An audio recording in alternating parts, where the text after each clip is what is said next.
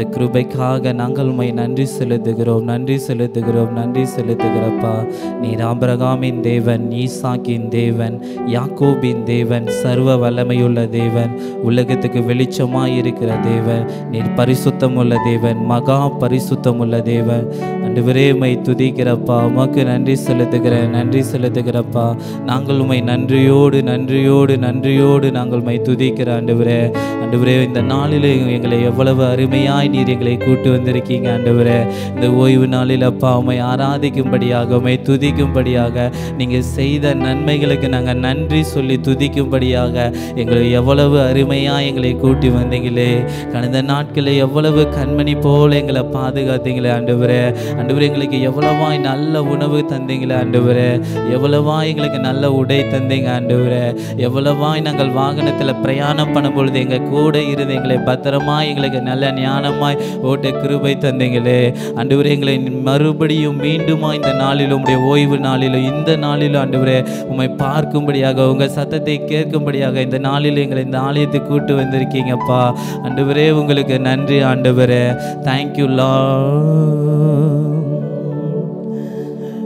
முழு இதயத்தோடு உம்மை துதிப்பே உன்னதமானவரே.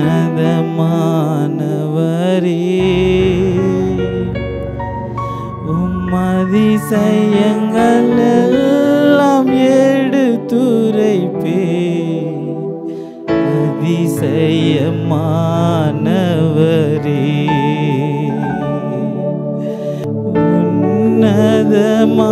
உன்னதமானவரே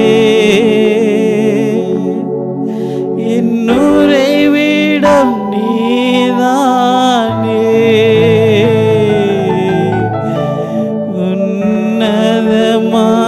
உன்னதமானவரே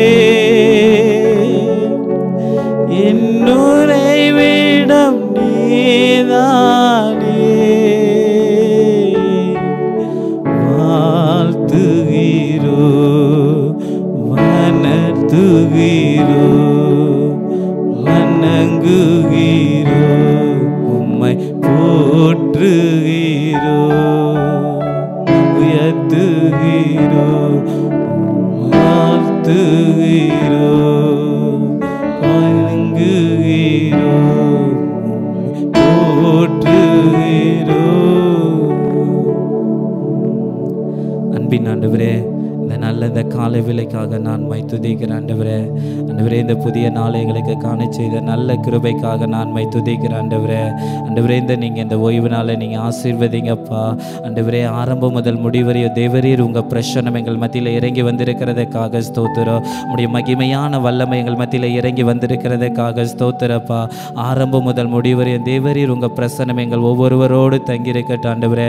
வந்த பிள்ளைகளை நீங்கள் ஆசீர்வதிங்க ஆண்டவரே. இன்னும் வந்து கொண்டிருக்கிற ஜனங்களை சீக்கிரமாய் துரிதமாய் கிருபையாய் வந்து சேர கத்த கிருபை செய்யுங்கப்பா. நீங்கள் பாடல் பகுதி ஆசீர்வதிங்க, ஜெப பகுதி ஆசீர்வதிங்க, வேத தியான பகுதி ஆசீர்வதிங்கப்பா, காணிக்க பகுதி ஆசீர்வதிங்க. இந்த நாளிலும் விசேஷமாய் நடக்கிற திருவிருந்து பகுதியை நீங்கள் ஆசீர்வதிங்கப்பா. ஒவ்வொரு பகுதியிலும் உடைய மகிமையான வல்லமை எங்கள் கூட இருந்து எங்களை ஆட்சியட்டும் ஆண்டவரே. நீங்கள் எங்களோடு பேசுங்க, பொறுப்பெடுத்துக் கொள்ளுங்க. இயேசுவின் நாமத்தில் ஜெபிக்கிறோம் நல்ல பிதாவே, ஆமென். ஒரு சில பாடல்களை பாடி நம் கர்த்தரை மேம்படுத்தலாம். இன்ப இயேசு ராஜாவை நான் பார்த்தால் போதும், மகிமையில் அவரோடு நான் வாழ்ந்தால் போல், நித்தியமா மோட்ச வீட்டில் சேர்ந்தால் போதும், அல்லேலூயா கூட்டத்தில் நான் மகிழ்ந்தால் போதும். ஆமென். நாம் சந்தோஷமாய் பாடி கர்த்தரை மேம்படுத்தலாம் எல்லாரும்.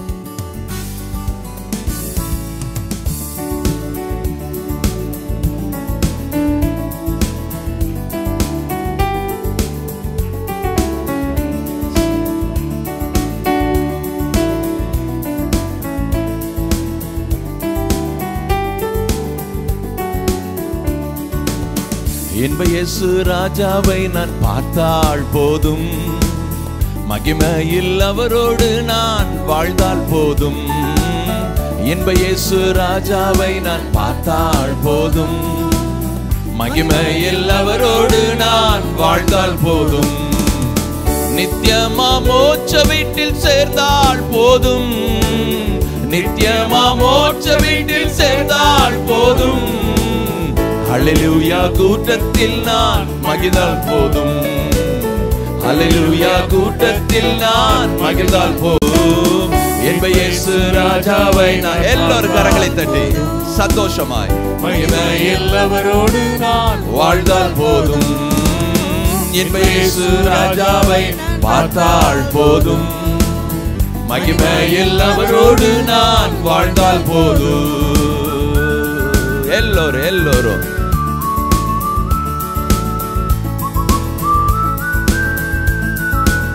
சத்தமா சந்தோஷமாய் பாடலாம்.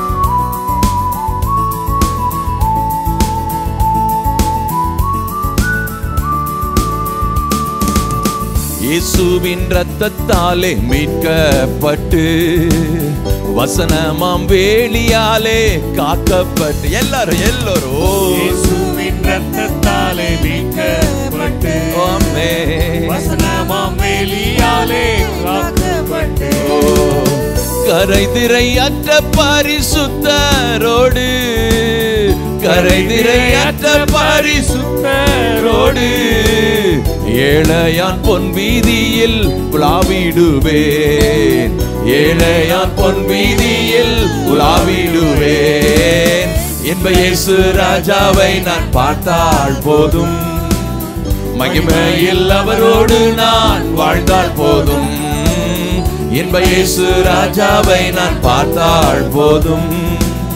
மகிமையில் அவரோடு நான் வாழ்ந்தால் போதும். எல்லோரும் உற்சாகமாய் கரங்களை தட்டி பாடலாம்.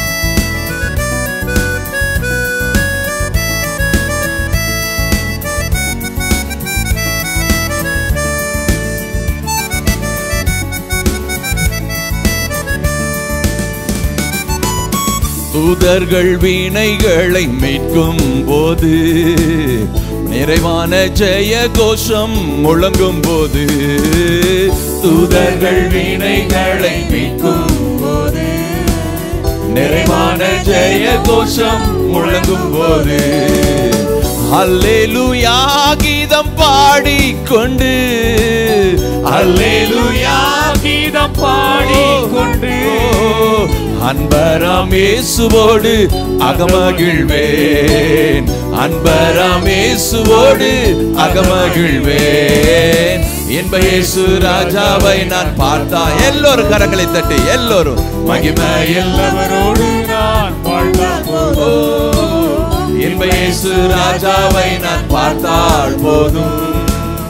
மகிமையில் அவரோடு நான் வாழ்ந்தால் போதும்.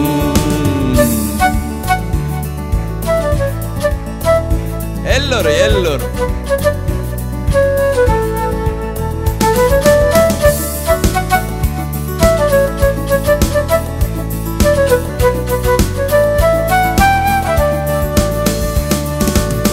முள்கிரீடம் சூட்டப்பட்ட தலையை பார்ப்பே. பொற்கிரீடம் சூட்டி நானும் புகழ்ந்திடுவே. எல்லோரும் சூட்டப்பட்ட தலையை பார்ப்பே. பொற்கிரீடம் சூட்டி நானும் புகழ்ந்திடுவே. வாரினால் அடிபட்ட முதுகை பார்த்து முதுகை பார்த்து ஒவ்வொரு காயங்களால் முத்தம் செய்வேன். ஒவ்வொரு காயங்களால் முத்தம் செய்வேன். என்ப இயேசு ராஜாவை நான் பார்த்தால் போதும். மகிமையில் அவரோடு நான் வாழ்ந்தால் போதும். என்ப இயேசு ராஜாவை நான் பார்த்தால் போதும். மகிமையில் அவரோடு நான் வாழ்ந்தால் போதும். எல்லோரும் உற்சாகமாய்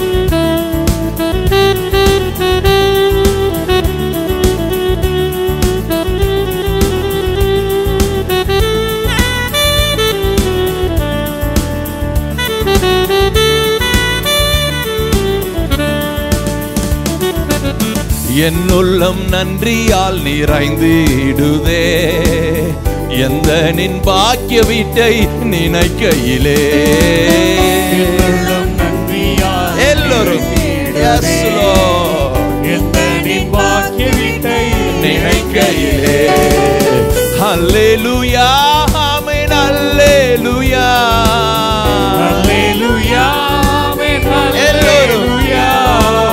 வர்ணிக்க எந்த நாவு போதாதையா, வர்ணிக்க எந்த நாவு போதாதையா. எல்லோரும் சத்தமா இன்ப இயேசு ராஜாவை நான் பார்த்தால் போதும், மகிமையில் அவரோடு நான் வாழ்ந்தால் போதும். ஓ இன்ப இயேசு ராஜாவை நான் பார்த்தால் போதும், மகிமையில் அவரோடு நான் வாழ்ந்தால் போதும்.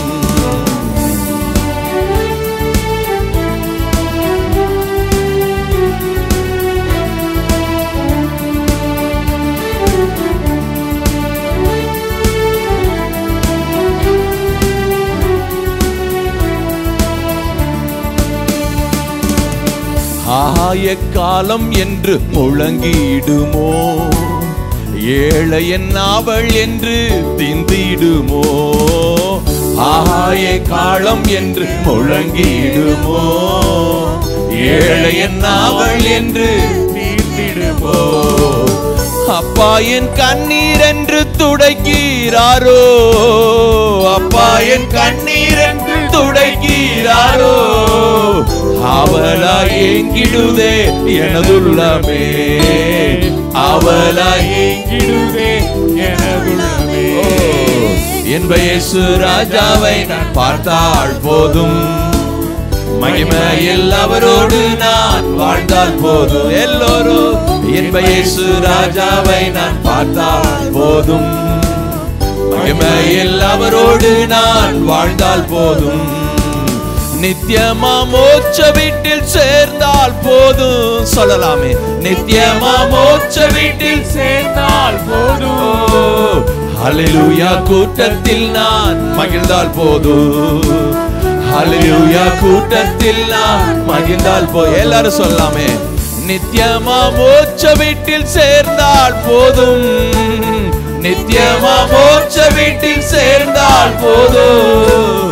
ஹல்லேலூயா கூட்டத்தில் நான் மகிழ்ந்தால் போதும். சொல்லலாமே, ஹல்லேலூயா கூட்டத்தில் நான் மகிழ்ந்தால். எல்லோரும் ஒரு ஹல்லேலூயா, ஹல்லேலூயா கூட்டத்தில் நான் மகிழ்ந்தால் போதும். சொல்லலாமே, ஹல்லேலூயா கூட்டத்தில் நான் மகிழ்ந்தால் போதும். கரங்களை தட்டி எஸ் லார்ட். ஆமென். எல்லோரும்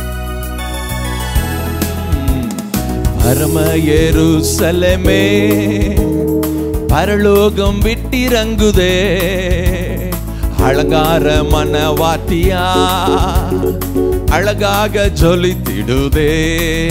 எல்லோரும் பரம எருசலேமே பரலோகம் விட்டிறங்குதே, அலங்கார மனவாட்டியா அழகாக ஜொலித்திடுதே. ஆமென் அல்லேலூயா. எல்லோரும் ஆமென் அல்லேலூயா. ஆமென் அல்லேலூயா, ஆமென் அல்லேலூயா.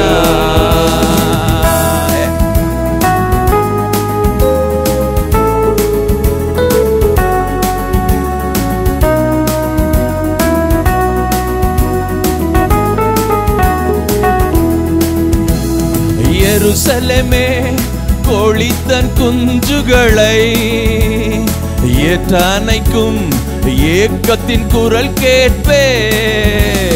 தாய் பறவை துடித்திடும் பாசம் கண்டே, தாபரமா சிறகினில் தஞ்சமானே.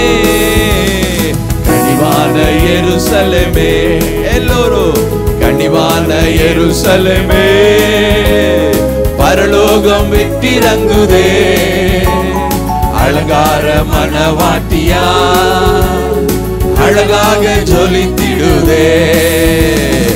ஆமென் அல்லேலூயா, ஆமென் அல்லேலூயா, ஆமென் அல்லேலூயா, ஆமென் அல்லேலூயா.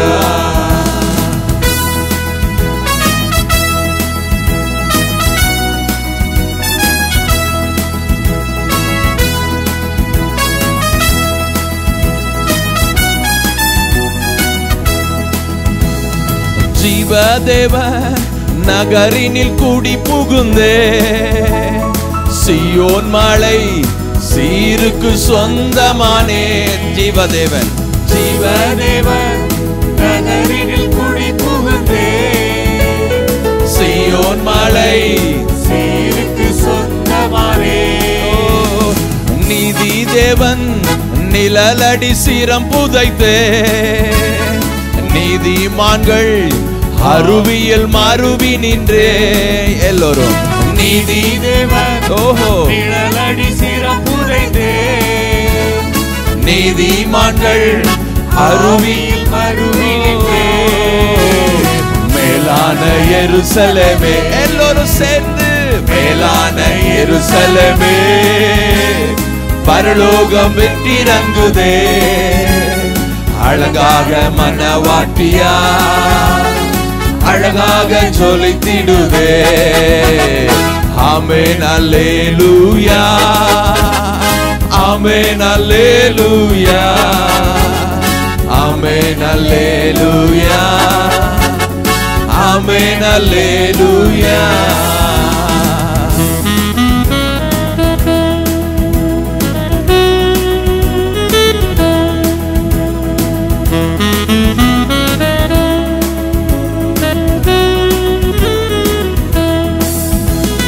சர்வசங்க சபையினில் அங்கமானே சர்வலோக நடுவரின் அருகில் வந்தே.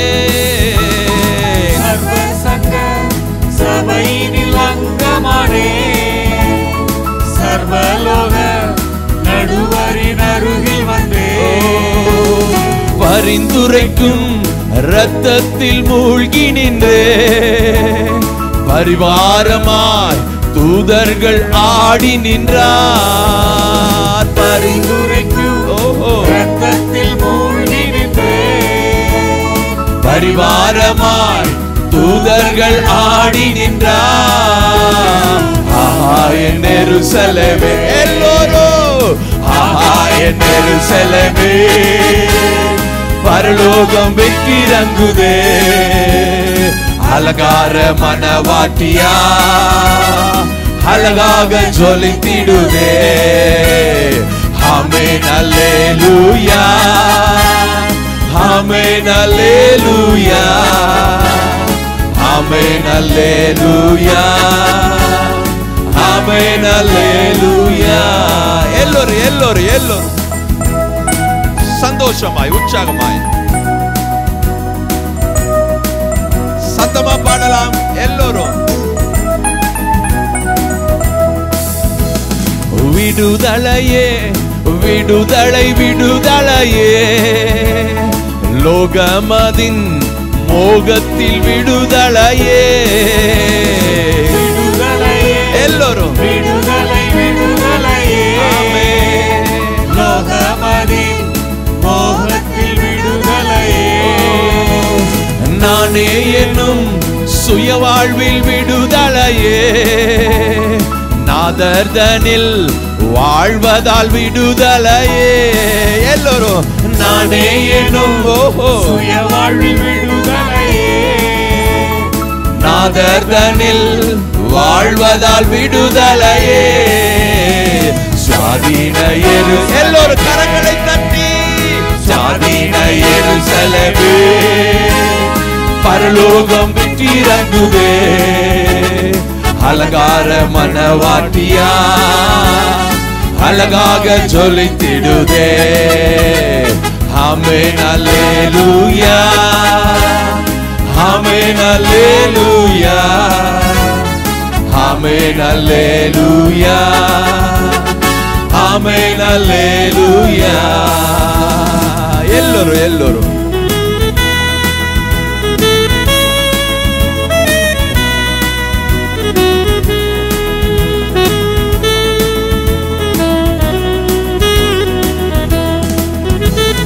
கண்ணீர் யாவும் கனிவோடு துடைத்திடுவார். என்ன மதின் ஏக்கங்கள் தீர்த்திடுவார். கண்ணீர் யாவும் எல்லோரும் கனிவோடு துடைத்திடுவார்.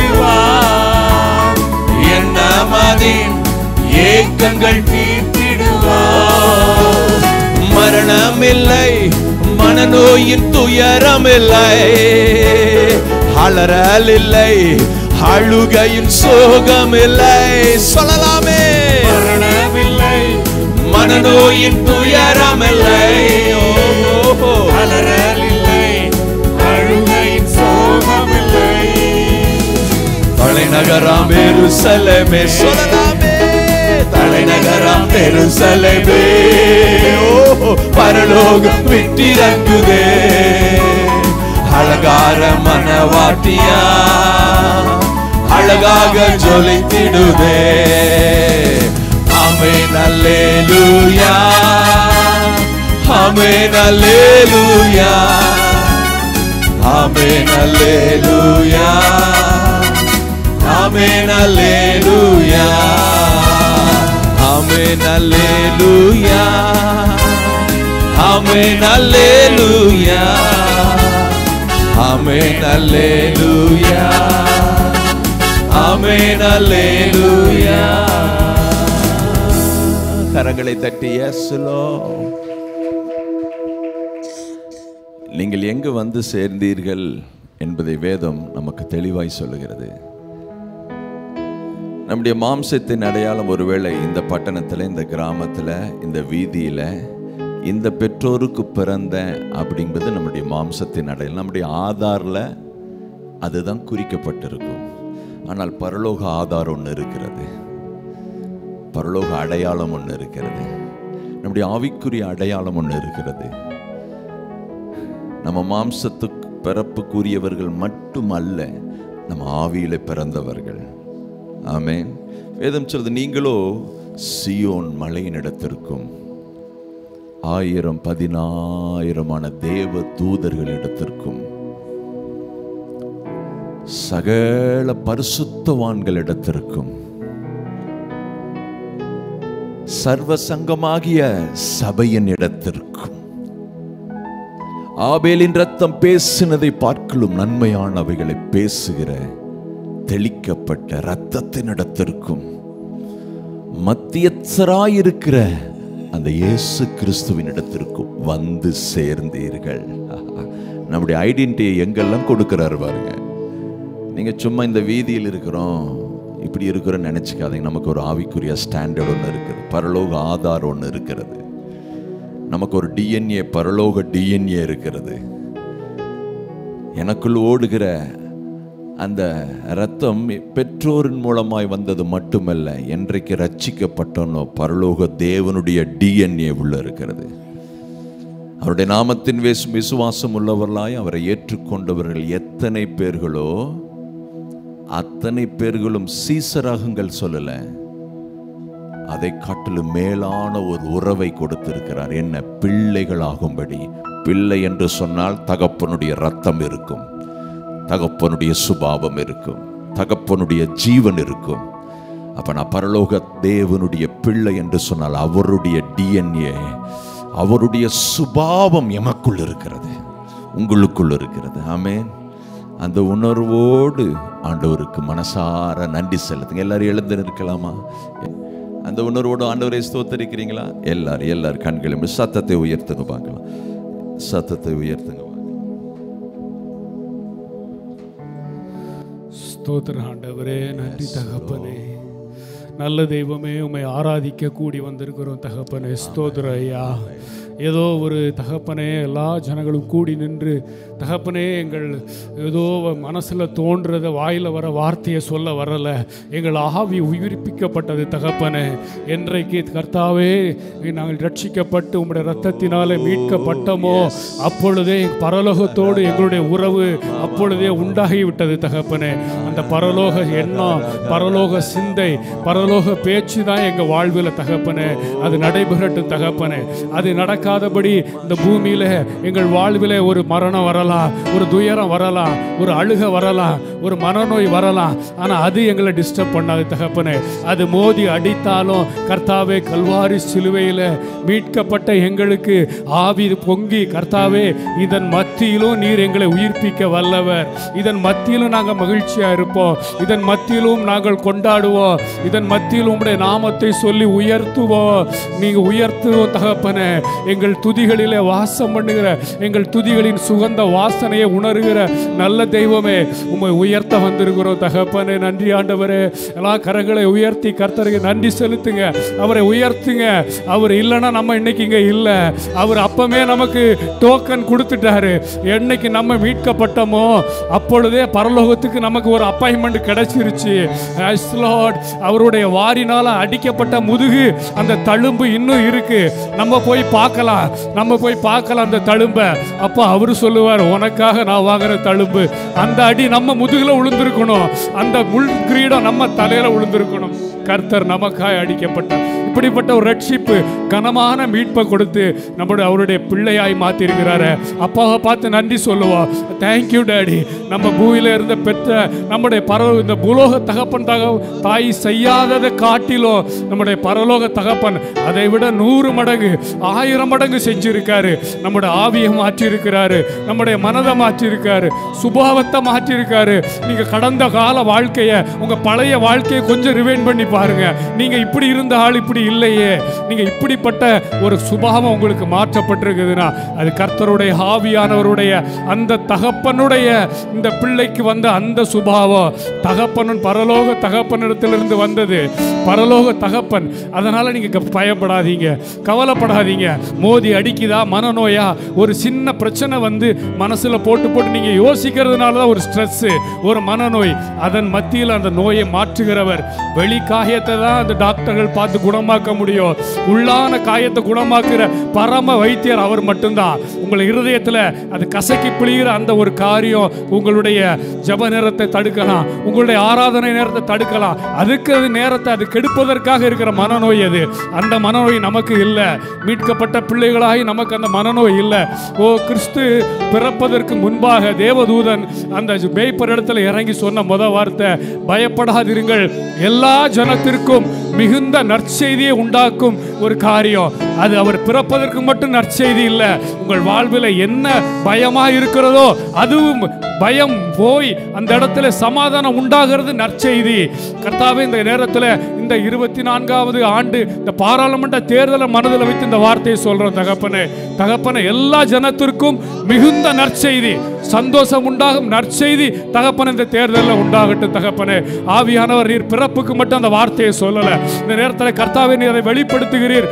ஆவியானவர், நீங்கள் பூமியில் நாங்கள் வாழ்கிறது உம்முடைய பிள்ளைகளுக்கு மட்டுமல்லையா, தேசத்தில் இருக்கிற இந்திய ஜனத்தில் இருக்கிற எல்லா ஜனத்திற்கும் மிகுந்த நற்செய்தியை கர்த்தர் உண்டு பண்ணுகிற தகப்பனே. ஸ்தோத்திர தகப்பன். நல்ல ஆண்டவரே, உம்மை ஸ்தோத்தரிக்கிறோம். நல்ல தெய்வமே, உம்மை ஸ்தோத்தரிக்கிறோம் தகப்பனே. உம்மை உயர்த்துகிறோம் அப்பா. உம்முடைய ஆவி உம்மோடு கூட உறவாடி கொண்டிருக்கிறது தகப்பனே. நீங்க தகப்பனே, நீர் எங்கள் மத்தியில் இருக்கிறீர் தகப்பனே. எங்களை மனசுல நாங்க ஆராதிக்கல, மனசுல இருக்கிறவங்க வாயை திறந்து சத்தமா அப்பா நன்றி, ஒன்னும் தெரியலனாலும் தகப்பனே எங்களை மீட்டீரே. மற்ற ஜனங்கள் இல்லாத வாழ்வில் நீங்கள், மற்ற ஜனங்கள் மீட்கப்படாத பிள்ளைகளை போல நாங்கள் தெருவில் இருந்திருப்போம். கர்த்தர் எங்களை நல்ல சமாரியனா எங்களை தூக்கினீரே. எங்கள் காயத்தை கட்டினீங்களே, நன்றின்னு சொல்லுங்க. அவரை உயர்த்துங்க. இந்த ஆராதனை வேளையில நன்றி செலுத்துங்க. நம்ம வாழ்க்கையில நன்றி சொல்லணும்னு அவர் ஒருத்தருக்கு தான். இந்த பூமியில நமக்கு ஏதாவது ஒரு உதவி செய்யறவங்களுக்கு கூட வாயை திறந்து நன்றி, ஒரு தேங்க்யூன்னு சொல்றோம். இவருக்கு 1000 கோடி நன்றிகள் சொன்னாலும் ஈடாகாது. ஏன்னா உங்களை மீட்டாரு, உங்களை பாதுகாக்கிறாரு, உங்களை வழி நடத்துறாரு. அவருடைய பிரசனை இருக்கு. அதன் மத்தியிலும் நம்ம தவறுகிற வேளையிலும் நம்மளை மறுபடியும் அதை மனதில் நினைக்காம அவர் பிள்ளையாவே பார்க்கிறாரு. அதுக்கு சொல்லுங்க நன்றி. அவர் பார்த்தார்னா அவர் பிள்ளைனா பிள்ளைதான். பிள்ளை நம்ம தான் கால் தடிக்கு கீழே விழலாம், ஆனா அவர் தூக்கி விடுகிற நல்ல தகப்பன். நல்ல தகப்பனே, உம்மை ஸ்தோத்தரிக்கிறோம். நல்ல தகப்பனே, ஐ லவ் யூ டாடி. தகப்பனே, உம்மை நேசிக்கிறோம். நல்லவரே, நீங்க மட்டும் வரலன்னா எங்க வாழ்க்கை எப்படியோ போயிருக்கும் ஐயா.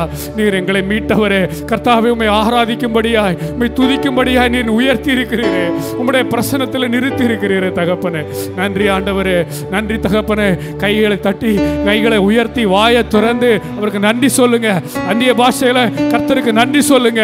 அவர் ஆவியானவர், அவர் மாம்சத்தில் வெளிப்பட்ட தெய்வம், அவர் பரலோக பிதா, நமக்கு உள்ள வாசமா இருக்கிறார், நம் பக்கத்துல இருக்கிறார். நமக்காய் தேவதூதர்களை அனுப்பி இருக்கிறார். நமக்கு உள்ள கையில வைத்து நம்மளை ஏந்துகிறார். நம்மளை தாங்குகிற தேவனுக்கு நன்றி சொல்லுங்க. நன்றி தகப்பனே, நன்றி தகப்பனே. எங்கள் பொருளாதார நெருக்கடியில் நீங்க நிறைவாக இருக்கிறீர். எங்கள் வியாதியின் மத்தியில் நீங்கள் எங்கள் பரிகாரியாய் இருக்கிறீர். எங்கள் குழப்பமான நேரத்தில் எங்கள் தெளிவாய் இருக்கிறீர். ஓ நன்றி தகப்பனே, நன்றி தகப்பனே. இந்த ஒரு காரியத்தை குறித்து நீங்க பயப்பட வேண்டாம். இதை எப்படி செய்து முடிப்போம், எப்படி இது நிறைவேறும் நினைக்க வேண்டாம். அவர் வந்தால் எல்லாம் நிறைவாகும். நிறைவானவர் வரும் பொழுது குறைவானது ஒளிந்து போகும். நிறைவானவர் வருவதற்கு கர்த்தாவே நீர் எங்கள் இருதயத்தில் வருவதற்கு நாங்கள் ஏற்கனவே நாங்கள் தகப்பனே இருதயத்தில் நீர் எங்களோடு வாசமாக இருக்கிறீர். ஆனால் நீங்கள் வந்திருக்கிறீர். அங்கே இந்த மனசு தான் உணரலை தகப்பனே. இந்த பிரச்சனை என்னுடைய காரியங்களில் நாங்கள் முதல்ல உண்மை தேடாமல் மற்ற உலக பிரகாரமாக ஏதோ தேடிட்டோம். மன்னிங்க ஆண்டவரே, மன்னிங்க. எல்லா காரியத்திலும் நீரே நிறைவானவர், நீரே முதன்மையானவர், நீரே எங்கள் ஆலோசனை கர்த்தா. நீங்கள் அட்வைஸ் பண்ணுற மாதிரி யாரும் பண்ண முடியாது தகப்பனே. நல்ல தெய்வமே, நல்ல தெய்வமே. எந்த ஒரு முடிவையும் நாங்கள் துரிதமாய் தகப்பனே நாங்கள் அவசரப்பட்டு எடுக்காதபடி ஆவியானவருடைய பிரசன்ன கர்த்தர் எங்கள் மத்தியில் இருக்கிற நல்ல ஆலோசனை கர்த்தாவே உம்மை ஸ்தோத்தரிக்கிறோம், உம்மை ஸ்தோத்தரிக்கிறோம். எங்கள் பரிகாரியை உம்மை ஸ்தோத்தரிக்கிறோம். எங்கள் பலனே உம்மை ஸ்தோத்தரிக்கிறோம். கால்கள் நடுங்குகிறது, தடுமாற்றமாக இருக்கிறது. இல்லை, அவர் பலன், அவருடைய பலன் உள்ள இறங்கும் பொழுது கழுகு கொத்த வாழ வயது உண்டாகிறது. இது எல்லாம் அந்த கல்வாரி சிலுவையில் அவர் ரத்தம் சிந்தி அவர் நமக்காய் உண்டு பண்ணி இருக்கிறார். அவர் கடைசி சொட்டு ரத்தம் வரைக்கும் சிந்தினது நமக்காக தான். அந்த ரத்தம் நமக்கு இல்லை நம்ம இந்த இடத்துல இல்லை. ரத்தம் சிந்தி மீட்கப்பட்ட நல்ல ஒரு சபையாய் நம்ம இருக்கிறோம் தகப்பனே. நன்றி ஆண்டவரே, உம்மை ஸ்தோத்தரிக்கிறோம், உம்மை துதிக்கிறோம் ராஜா, உம்மை உயர்த்துகிறோம் கர்த்தாவே. நீர் எங்கள் மத்தியிலே நீர் அசைவாடுவதற்காக நன்றி தகப்பனே. எங்களுடைய எல்லா குறைவுகளை நீ நிறைவாக்குவதற்காக நன்றி அப்பா தகப்பனே. ஓ நாட்களை எதிர்பார்த்திருக்கிறோம், வருகிற காரியங்கள் எப்படி நடக்குமோ அப்படின்னு ஒரு பயம் இருக்கலாம். இல்லை, பயப்படாதிருங்கள். எல்லா ஜனத்திற்கும் மிகுந்த நற்செய்தி. தேவதூதர் எப்படி சொன்ன பொழுது அந்த மேய்ப்பர்கள் தைரியமாக இருந்தாங்களோ அதே போல நமக்கு ஒரு தைரியம் உண்டு. கிறிஸ்துவின் நிமித்தம் தைரியம், கிறிஸ்துவனுடைய வார்த்தையை நிமித்தம் நமக்கு தைரியம். அவருடைய பிரசனத்தை நிறுத்தி அதை முன்னிறுத்தி நம்ம தைரியம் கொண்டு பலமனதாய் திடமனதாய் நம்ம இருக்கிறோம். நன்றி தகப்பனே. எங்களுடைய ஆவிகளை கர்த்தர் கட்டுகிறீரே, உயிர்ப்பிக்கிறீரே, ஒரு ஸ்தானம், ஒரு பலனை கொடுக்கிறீரே. ஒரு தகப்பனே, ஒரு தகப்பனே, ஒரு தடுமாற்றமான நிலை இல்லாதபடி ஒரு நிலையாய் நிறுத்துகிறீரே அப்பா. அது எல்லா நிலத்திலும், அது எல்லா நேரத்திலும் தகப்பனே, எங்கள் வாழ்வில், குடும்ப வாழ்வில், வேலையில், எங்களுடைய ஊழியத்தில் கர்த்தாவே எல்லாவற்றிலும் ஒரு தெளிவான ஒரு எண்ணங்களை எங்களுக்கு கொடுத்திருக்கிறீரே. எப்படி நாங்கள் நடக்கணும், எந்த வழியில் செல்லணும், எப்படி உண்மை தகப்பனை உம்மோடு உறவாடணும்னு எங்களை அழைத்து செல்கிறீரே. நீர் கொண்டு வந்த பாதை நல்லது தகப்பனே. நீங்கள் கூட்டிகிட்டு போகிற பாதை ரொம்ப நல்லா இருக்கு டாடி. கடைசி வரைக்கும் நீர் அந்த பாதையில் எங்களை கொண்டு போய் அந்த கோலை அடையும்படி கர்த்தர் அற்புதமாய் நடத்திட்டு போறீங்கப்பா. கீழே எதையும் அந்த பக்கம் இந்த பக்கம் நாங்க பார்க்கல. நீங்க கரம் பிடிச்சிட்டீங்கன்னா நீங்க சொன்னதை செய்கிற அளவோ நீர் உண்மை உள்ள நல்ல தெய்வம் தகப்பனே. நல்ல தெய்வம், உம்மை ஆராதிக்க வந்திருக்கிறோம், உம்மை உயர்த்த வந்திருக்கிறோம் கர்த்தாவே. நன்றி தகப்பனே, உம்மை ஸ்தோத்தரிக்கிறோம் தகப்பனே. என் கர்த்தாவே, வாரினால் அடிக்கப்பட்ட அந்த முதுகை பார்த்தோம் தகப்பனே. முள்முடியினால் சூடப்பட்ட அந்த தலை கர்த்தாவே பரலோகத்தில் நாங்கள் பார்ப்போம். அதற்கு முன்பாகவே கர்த்தர் நீர் எங்களுக்காக இதெல்லாம் செய்தீங்க. நாங்கள் பிறக்கிறதுக்கு முன்பாக இதெல்லாம் நடந்துருச்சு. ஆனால் நீங்கள் செஞ்சீங்க, நாங்கள் நம்புகிறோம் பாருங்க டாடி. அது உண்மை தகப்பனே, அது உண்மையா. அதை நம்ம நம்பி ஏற்றுக்கொண்டதுனால தான் உங்கள் பிள்ளைகளாய் மாறி இருக்கிறோம். எங்களை மாற்றினவரே, பிள்ளைகளாய் மாற்றினவரே, நன்றி தகப்பனே. உம்மை ஸ்தோத்தரிக்கிறோம் தகப்பனே. உம்முடைய பிரசன்னம் இருப்பதற்காக நன்றி. உம்முடைய கிருபை எங்களை சூழ்ந்து கொண்டதற்காக நன்றி. உம்முடைய வல்லமை எங்களை நடத்துவதற்காக நன்றி தகப்பனே. உம்முடைய தயவுள்ள கரம், உம்முடைய பிரசன்னத்திற்காக நன்றி. மீட்பர் ரட்சகரும் இயேசுவின் நாமத்தில் பிதாவே, ஆமென்.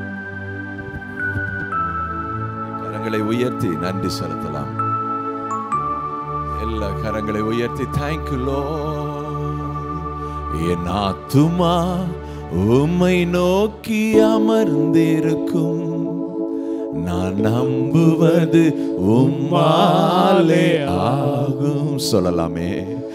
என் ஆத்துமா உம்மை நோக்கி அமர்ந்திருக்கும், நான் நம்புவது உம்மாலே ஆகும். கண்மலையே அடைக்கலமே, என் பலனே, என்னை மீட்டவரே. கண்மலையே அடைக்கலமே, என் பலனே, என்னை காப்பவரே. அசைவுற விடமாட்டீ. சொல்லலாமே எல்லோரும். என்னை அசைவுற விட மாட்டீ, என்னை அசைவுற விட மாட்டீ, என்னை அசைவுற விட மாட்டீ. கரங்களை உயர்த்தி சொல்லலுங்க. எக்காலத்திலும் உம்மை நம்பிடுவே, என் இதயத்தை உம்மிடம் ஊற்றிடுவே. சொல்லலாமே. காலத்திலும் உம்மை நம்பிடுவே, என் இதயத்தை உம்மிடம் ஊற்றிடுவே. அசைவுற விட மாட்டீ, என்னை அசைவுற விட மாட்டீ. சொல்லலாம். என்னை அசைவுற விட மாட்டீ, அசைவுற விட மாட்டீ. ஆத்மனா சாந்தரோ, என்னை அசைவுற விட மாட்டீ.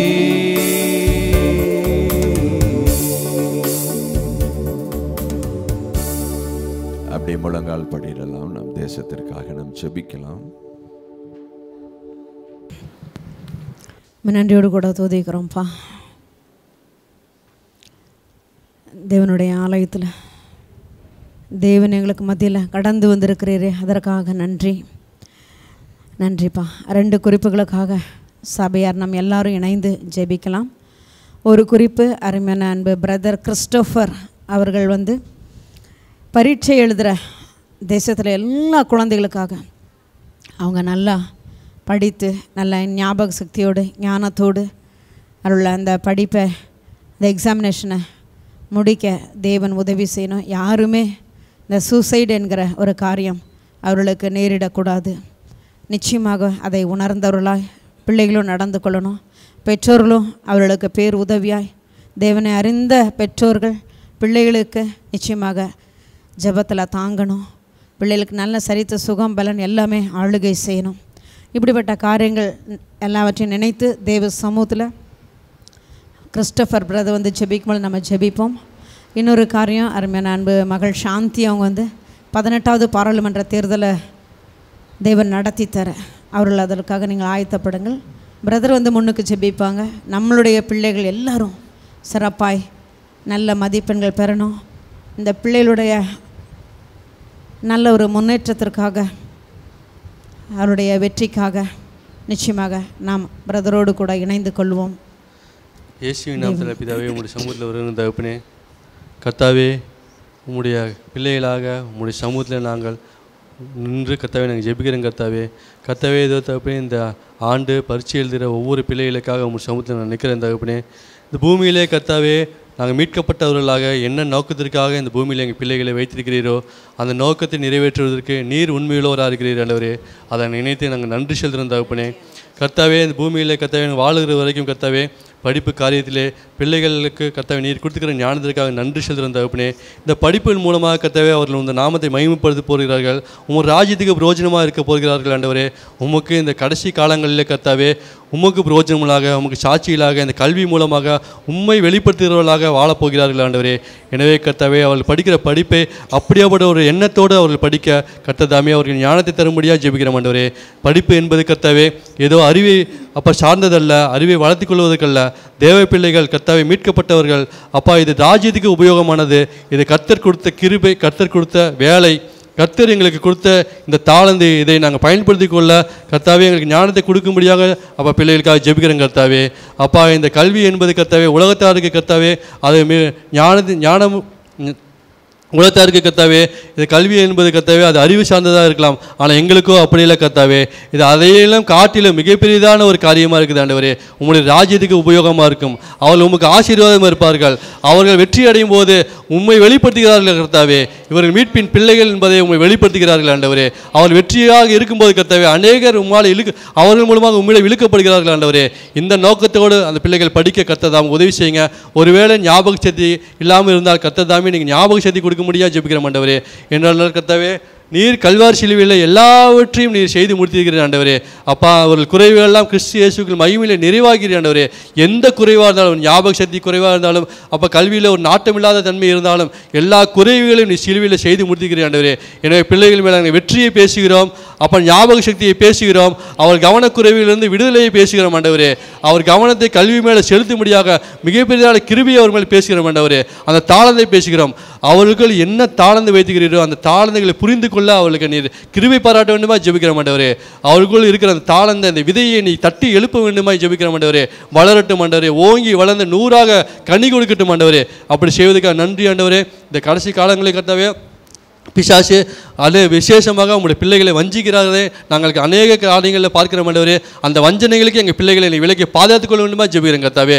பிசாசின் தந்திரங்களுக்கு பிள்ளைகளை விலைக்கு பாதுகாத்துக் கொள்ளுங்க ஆண்டவரே. அப்பா, பிள்ளைகளோடு இருங்க. தாய் தகப்பனுக்கு கீழ்ப்படுகிறது அது கற்பனையின் பிரதானமான கற்பனையாக இருக்குது ஆண்டவரே. அப்பா, பிள்ளைகள் தாய் தகப்பனுக்கு கீழ்ப்படியும். தன்னுடைய ஞானம் என்பது அப்பா பிள்ளைகளுக்கு இன்னும் தெரிந்து தன்னுடைய ஞானம் என்பது அவர் போர்வினாலே போற்றிக்கொண்டு பெற்றோருக்கு கீழ்ப்படியாமல் தன் வாழ்க்கையில் கத்த திசை மாறி போய் கொண்டிருக்கிறார்கள் ஆண்டவரே. பெற்றோர்கள் எதை செய்தாலும் அது கர்த்தருக்குள் செய்கிறார் என்ற அறிவு பிள்ளைகளுக்கு உண்டாகட்டும் ஆண்டவரே. அப்பா, எனவே பெற்றோருக்கு கர்த்தருக்குள் கீழ்ப்படியட்டும் ஆண்டவரே. கர்த்தர் சொன்ன கட்டளைகளுக்கு கீழ்ப்படிந்து பெற்றோருக்கு கனப்படுத்தி இந்த பூமியிலே உங்களுக்கு சாட்சிகளாக வாழ கர்த்தர் தாமே கிருபை பாராட்டணுமே ஜெபிக்கிறோம். இயேசுவின் நாமத்தில் ஜெபிக்கிற நல்ல தகப்பனே, ஆமென். ஆமென். ஆண்டவரே, விசேஷமாக சபையிலிருந்து எக்ஸாமினேஷன் எழுதுகிற எல்லாருக்கும் ஆண்டவரே பயமோ படபடப்போ திகிலோ மறதியோ வேண்டாம்ப்பா. உங்களுடைய கிருபை ஒவ்வொருவரையும் சூழ்ந்து கொள்ளணும், பாதுகாப்பு உண்டாகட்டும். நீங்கள் அப்படி செய்வதற்காக நாங்கள் நன்றி செலுத்துகிறோம். நன்றிப்பா, நன்றி ஆண்டவரே. ஸ்தோத்திரம் ஆண்டவரே, ஸ்தோத்திரம் ஸ்தோத்திரம் ஸ்தோத்திரம் ஏசப்பா. நேற்றும் இன்றும் என்றும் மாறாத எங்கள் நல்ல தகப்பனே, இந்த பரிசுத்தமான இந்த காலை வேளையிலையும் கூட கர்த்தாவே கொடுக்கப்பட்ட ஜெப குறிப்பை நம்முடைய சமூகத்தில் வைத்து நாங்கள் ஒன்றாக கூடி ஜெபிக்கிறோம் ஏசப்பா. ஏசப்பா, வரப்போகிற இந்த பாராளுமன்ற தேர்தலிலே கர்த்தருடைய ஆவியானவர் ஏசப்பா அநேக அற்புதங்களை நீ செய்ய போகிறதற்காக நன்றி ஆண்டவரே.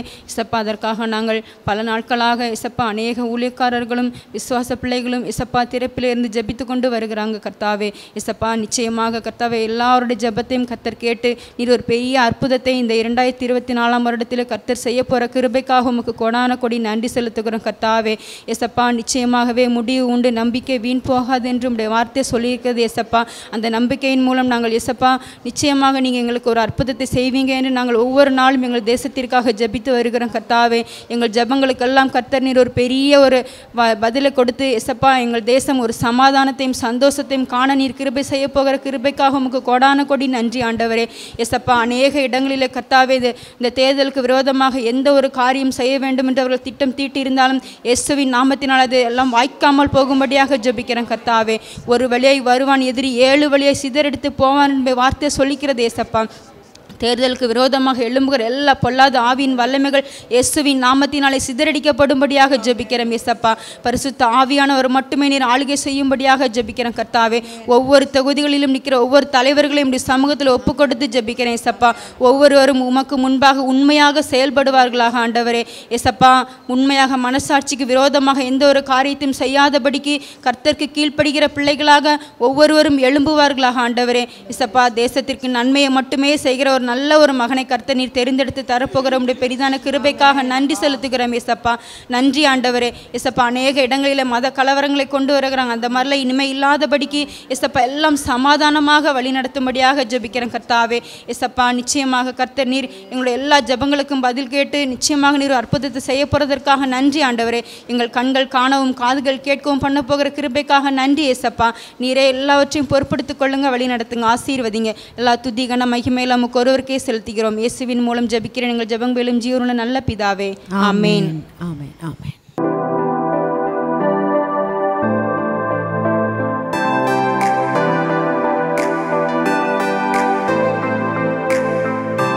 நாம் ஜெபத்தோடு கூட தெய்வனுடைய வார்த்தைக்கு நேராய் கடந்து செல்லலாம். அன்பின் தகப்பனே, உமது குமாரனாகிய இயேசு கிறிஸ்துவின் நாமத்தினால உங்கள் சமூகத்தில் நாங்கள் கூடி வந்திருக்கிறோம் ஆண்டவரே. இந்த வேலையை பரிசுத்த ஆவியானவரே உங்கள் கரத்தில் நாங்கள் ஒப்பு கொடுக்குறோம் அப்பா. சத்தியத்தை சத்தியமாய் போதிக்கிற ஆவியானவரே, உம்மை நாங்கள் வரவேற்கிறோம். நீங்கள் பேசும்படிக்கு ஆண்டவரே எங்களை தாழ்த்துகிறோம் ஆண்டவரே.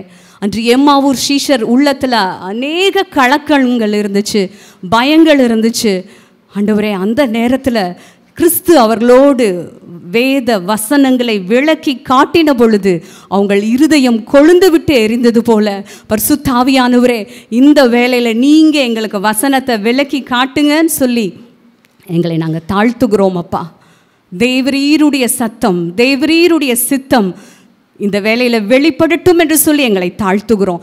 வந்திருக்கிற ஒவ்வொரு பிள்ளைகளையும் இந்த இடத்தையும் பரிசுத்தாருடைய கட்டுப்பாட்டுக்குள்ள ஒப்பு கொடுக்கிறோம். ஆவியானுடைய ஆளுகை எங்கள் மீது இருப்பதாக இயேசுவின் மூலம் பிதாவே, ஆமென். ஓகே, எல்லாரும் வேதத்தை கொண்டு வந்திருக்கிறீங்க. நிச்சயம் எல்லாரும் வேதத்தை திருப்பிக் கொள்ளலாம். மத்தேயு 16வது அதிகாரம் 24வது வசனம். எல்லாரும் திருப்பிக் கொள்ளலாம். அந்த வசனத்துக்கு நேராக உங்கள் கண்கள் பதிக்கப்படட்டும். எல்லாரும் இணைந்து இதை நம்ம வாசிக்கலாம். அப்பொழுது இயேசு தம்முடைய சீஷர்களை நோக்கி, ஒருவன் என்னை பின்பற்றி வர விரும்பினால் அவன் தன்னைத்தான் வெறுத்து தன் சிலுவையை எடுத்துக்கொண்டு என்னை பின்பற்ற கடவன். ஆமேன்னு சொல்லலாமே. இந்த வசனம் எல்லாருக்கும் தெரிஞ்ச வசனம், அப்படி தானே? ஓகே, இந்த வசனத்தை இன்றைக்கு தலைப்பில் தன் சிலுவை இன்னும் சொல்லப்போனால் உங்கள் சிலுவை, சரியா? என் சிலுவை, உன் சிலுவை, அது தலைப்பில் நம்ம இன்றைக்கி தேவனுடைய வார்த்தையை நாம் ஆராய இருக்கிறோம். ஓகே, இந்த இடத்துல பாருங்கள், இயேசு தம்முடைய சீஷர்களை நோக்கி பார்த்து சொல்கிறாருப்பா, நீ என்னை ஏன் பின்னாடி நீ வர விரும்பினா, என் பின்னாடி நீ வர விரும்பினா நீ முதல்ல ஒன்று செய்யணும், உன்னை நீ வெறுத்தரணும். அடுத்தது தன் சிலுவை, உன் சிலுவையை நீ கையில் எடுக்கணும். அப்புறம்தான் என்னைய நீ பின்பற்றி வரணும். ஆமென். ஓகே, இதை நான் விளக்கி சொல்ல விரும்புகிறேன். ஆண்டவர் பாருங்க, நம்மளுடைய ஆண்டவர் மாதிரி ஒரு ஜென்டில் காட் யாருமே கிடையாது. ஆமென்.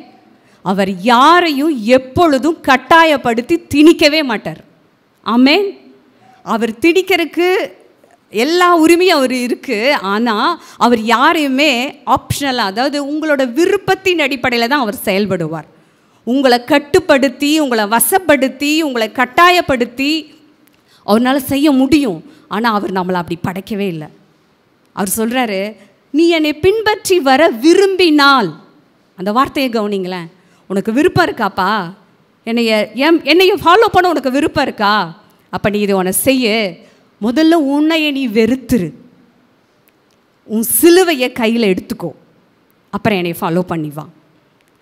இது சொல்கிறதுக்கு முன்னாடி என்ன நடந்துச்சுன்னு பார்த்தீங்கன்னா, ஏசு கிறிஸ்து தன்னுடைய சீஷர்களாக இருப்பாங்க. அப்போ அவர் சொல்லுவார், சீஷர்களை பார்த்து சொல்லுவார், வாங்க நம்ம எருசலேமுக்கு போகலாம்.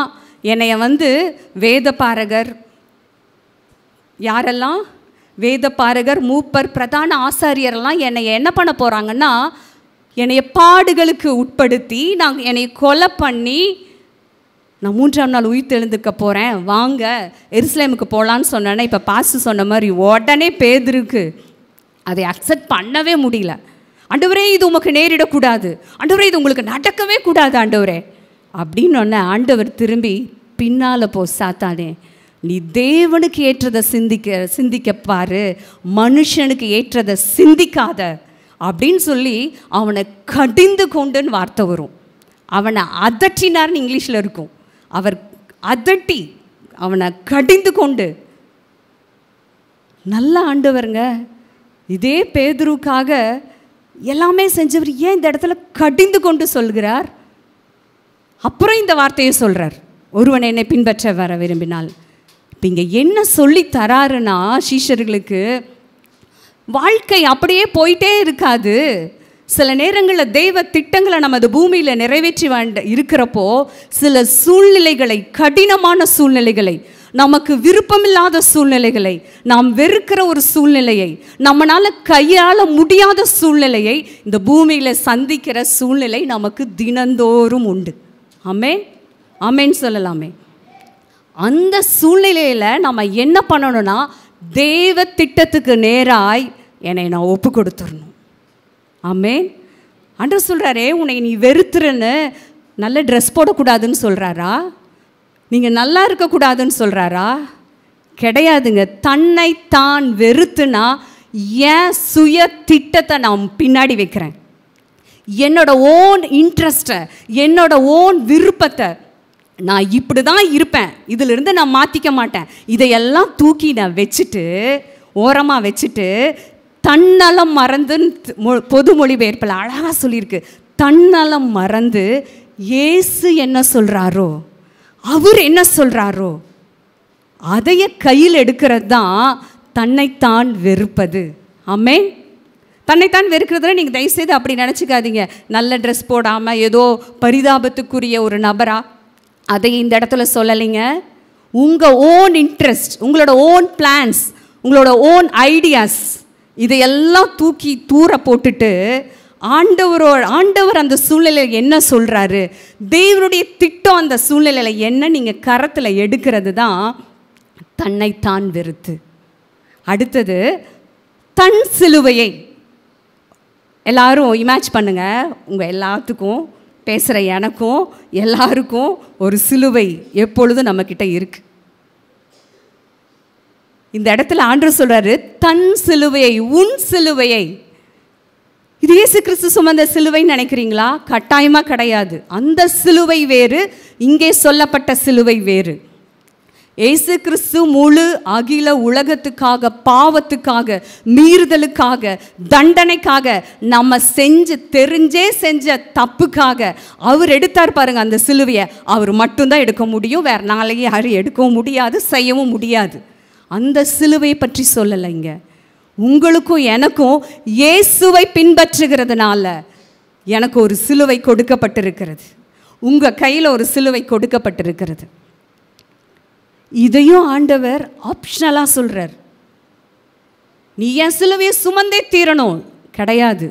நீ என்னை பின்பற்றி வர விரும்பினா உன் சிலுவையை நீ எடுத்துக்கப்பா அப்படிங்கிறாரு. எடுத்துட்டு என்னைய ஃபாலோ பண்ணு. அவரை ஃபாலோ பண்ணுறதுனா என்னங்க? அவர் எதுக்கு சரின்னு சொல்கிறாரோ அதுக்கு நானும் சரி, அவர் எதைய வேண்டான்னு சொல்கிறாரோ அது நானும் வேண்டாம். இதுதாங்க. ஆமென்.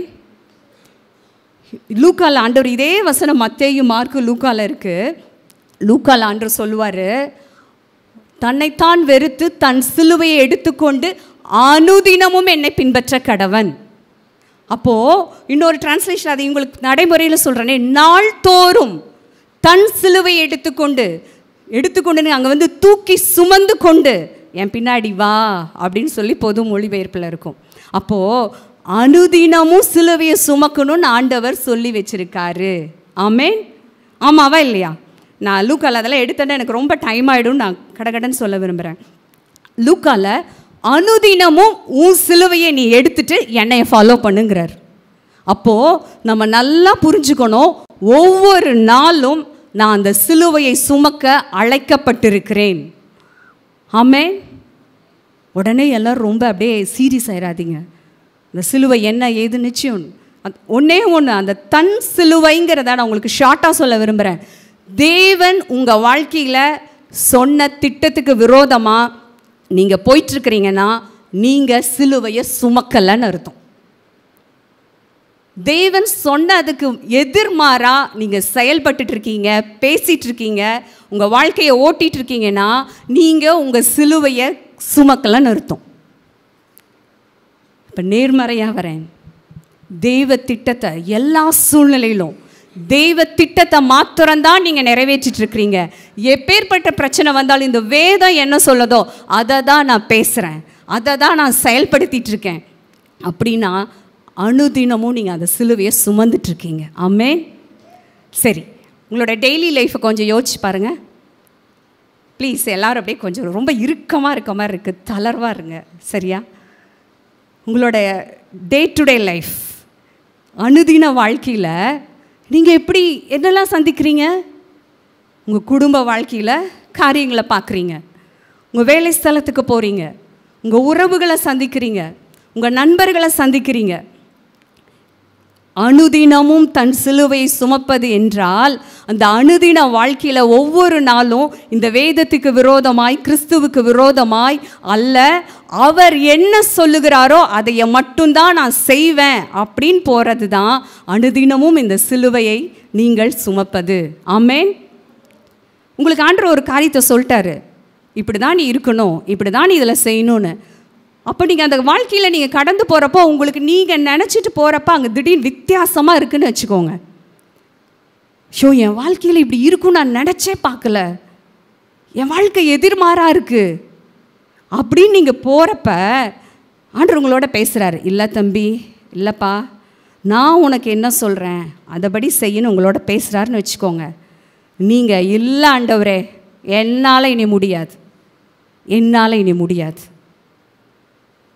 ஆண்டவருக்கே சில நேரம் நம்ம பதில் சொல்கிறோம். ஆண்டவர் சொல்கிறாரு, நீ அமைதியாரு, நான் வேலை செய்கிறேங்கிறாரு.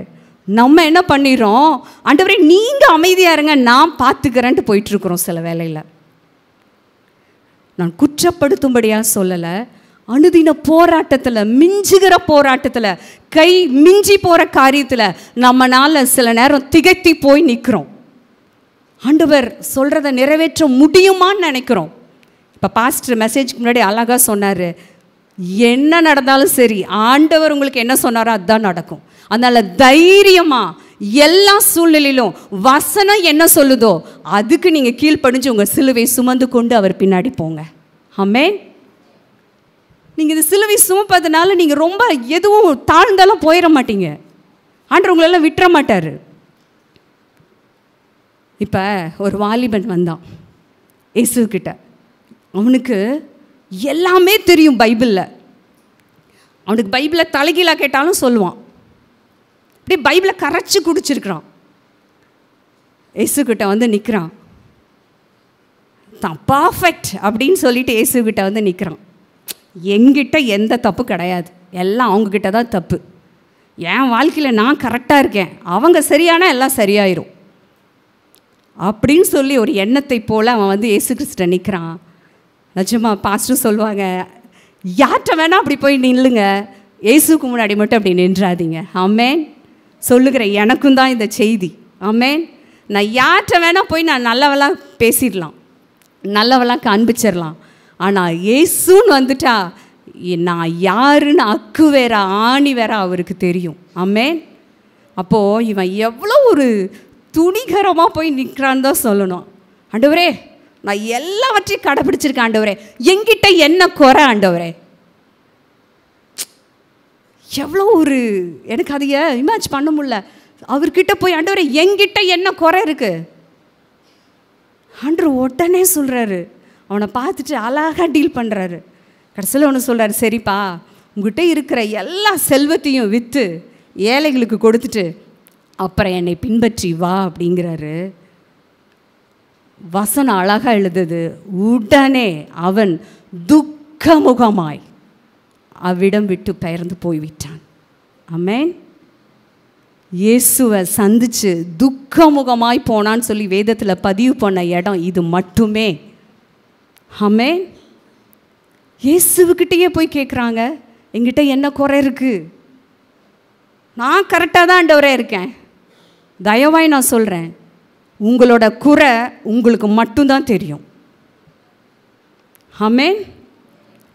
என் குறை மற்றவங்களுக்கு தெரியுதோ இல்லையோ, என் குறை நிஜமாக சொல்கிறேன், நான் எங்கே தப்பு பண்ணிகிட்ருக்கேன்னு எனக்கு ஒருத்தர் வந்து டீச் பண்ணி சொல்லி கிடையவே கிடையாது. மீட்கப்பட்ட பிள்ளைகளுக்கு உள்ள மனசாட்சி அப்படியே கொழுந்து விட்டு எரிஞ்சிட்டே இருக்குங்க, லைட் அடிக்கும். நம்ம தப்பு பண்ணுறப்ப நீ செய்யாத, இது தப்புன்னு சொல்லும். இது செய்யாத, நீ ஆண்டவருக்கு விரோதமாக செய்கிறேன்னு சொல்லும். இதெல்லாம் எதுக்குங்க லைட் அடிக்குது? நல்லதுங்க, அப்போ தான் நம்ம ஆண்டவரை பின்னாடி போவோம். நான் நினச்சபடி தான் வாழுவேன்னு நினச்சா நிஜமாக நம்மளுடைய வாழ்க்கை வேறு விதமாய் போய்விடும். அப்போ அந்த வாலிபன் சொல்கிறான் பாருங்களேன், துக்கமுகமாய். இங்கே தாங்க அவன் சிலுவை சுமக்க மறந்துட்டான். இங்கே தான் அவன் சிலுவையை கையில் எடுக்க மறந்துட்டான். தன் சிலுவையை, அவனுக்குன்னு கொடுக்கப்பட்ட சிலுவையை இயேசுக்கிட்ட போகிறான், டீல் பண்ணுறான். இயேசு கிறிஸ்து சொல்கிறாரு, என்ன பண்ணியிருக்கலாம் அவன்? ஓகே, அவர் கொடுத்த செல்வம், அவர் கொடுத்த பணம், அவர் கொடுத்த பொருளாதாரம், அவர் கொடுத்த உயிர், அவர் என்ன சொல்கிறாரோ நான் செஞ்சுட்டு போயிட்டே இருக்கிறேன். அப்படி மட்டும் அவன் செஞ்சுருந்தானா நான் நினைக்கிறேன் டாப் லெவலில் வந்திருப்பாங்க. லேகியோனுக்கு அவர் கட்டளையிடுவார். லேகியோன் 6000 பிசாசுக்கு மேலே இருந்த ஒரு மனுஷனை பார்த்து ஆண்டவர், அவன் பாவம் அப்படியே கதறிட்டு, அவனாவே இல்லை, பிசாசு அவனை போட்டு அமுத்தி வச்சுருக்கான். அவன் இரவும் பகலும் கத்திட்டு இருந்தான் வேதம் சொல்லுது. அவனை இயேசுவே தேடி போற கட்டளை இடுறாரு லேகியோனை பார்த்து, இவன்கிட்ட இருந்து நீ வெளியே போன் கட்டளை இட்டோன்ன 6000க்கும் அதிகமான பிசாசு ஒரு நொடியில் அந்த மனிதனிலிருந்து வெளியே போச்சா இல்லையா? ஆமேன். கிறிஸ்துவின் வல்லமை பெரியது. ஆனால் இங்கேயும் அதே இயேசு தாங்க நிற்கிறாரு. லேகியோனை சந்தித்த, லேகியோனை விரட்டி அடித்த அதே வல்லமையுடையவரா இயேசு நிற்கிறார். இந்த வாலிபன் வருகிறான். ஏன் இந்த வாலிபனுக்குள்ள மாற்றம் இல்லை? பிசாசு பிடிச்சவங்களுக்கு கத்துவாங்க, அவங்க யாருன்னு அவங்களுக்கு தெரியாது. ஏன்னா அவங்க பிசாசோட கட்டுப்பாட்டில் இருக்கிறாங்க. இந்த வாலிபன் அப்படி கிடையாது. வேதத்தை படித்து, வேதத்தை சத்தத்தை கேட்டு, வேதத்தோட உறவாடிட்டு தேவனுடைய பிள்ளைன்னு இருக்கிறான். அப்போது இவனை பார்த்து ஆண்டவர் கட்டளையிட முடியும். ஆனால் ஆண்டவர் அன்புனால டீல் பண்ணுறார். நினச்சி பாருங்க, லேகியோன் கீழ்ப்படிஞ்சு அந்த மனுஷன் பிரசங்கியாகி ஊர் உலகத்துக்கே ஊழியக்காரனாக மாறிட்டான். இவன் பைபிள் தெரிஞ்சவன் ஒன்றும் தெரியாதவனாக போயிட்டுருக்கான். எவ்வளோ பெரிய அவல நிலை பார்த்தீங்களா? இதை நம்ம கொஞ்சம் சற்று சிந்திக்கலாமே. ஒன்றுமே தெரியாதுங்க, பிசாசுக்கு அடிமையாக இருந்தான். ஏசு வந்தார், விடுதலை ஆக்குனாரு. அப்பையும் கேட்குறான், ஆண்டவரே நான் உங்கள் பின்னாடி வரேன். வேண்டாம் வேண்டாம், நீ ஊருக்கு போ. தெக்கப்போலி போய் அந்த கிராமம் எங்கும் இந்த இயேசுவை குறித்து அறிவித்து ஒரு பெரிய பிரசங்கியாய் மாறினான் ஒரு பிசாசு பிடித்தவன்.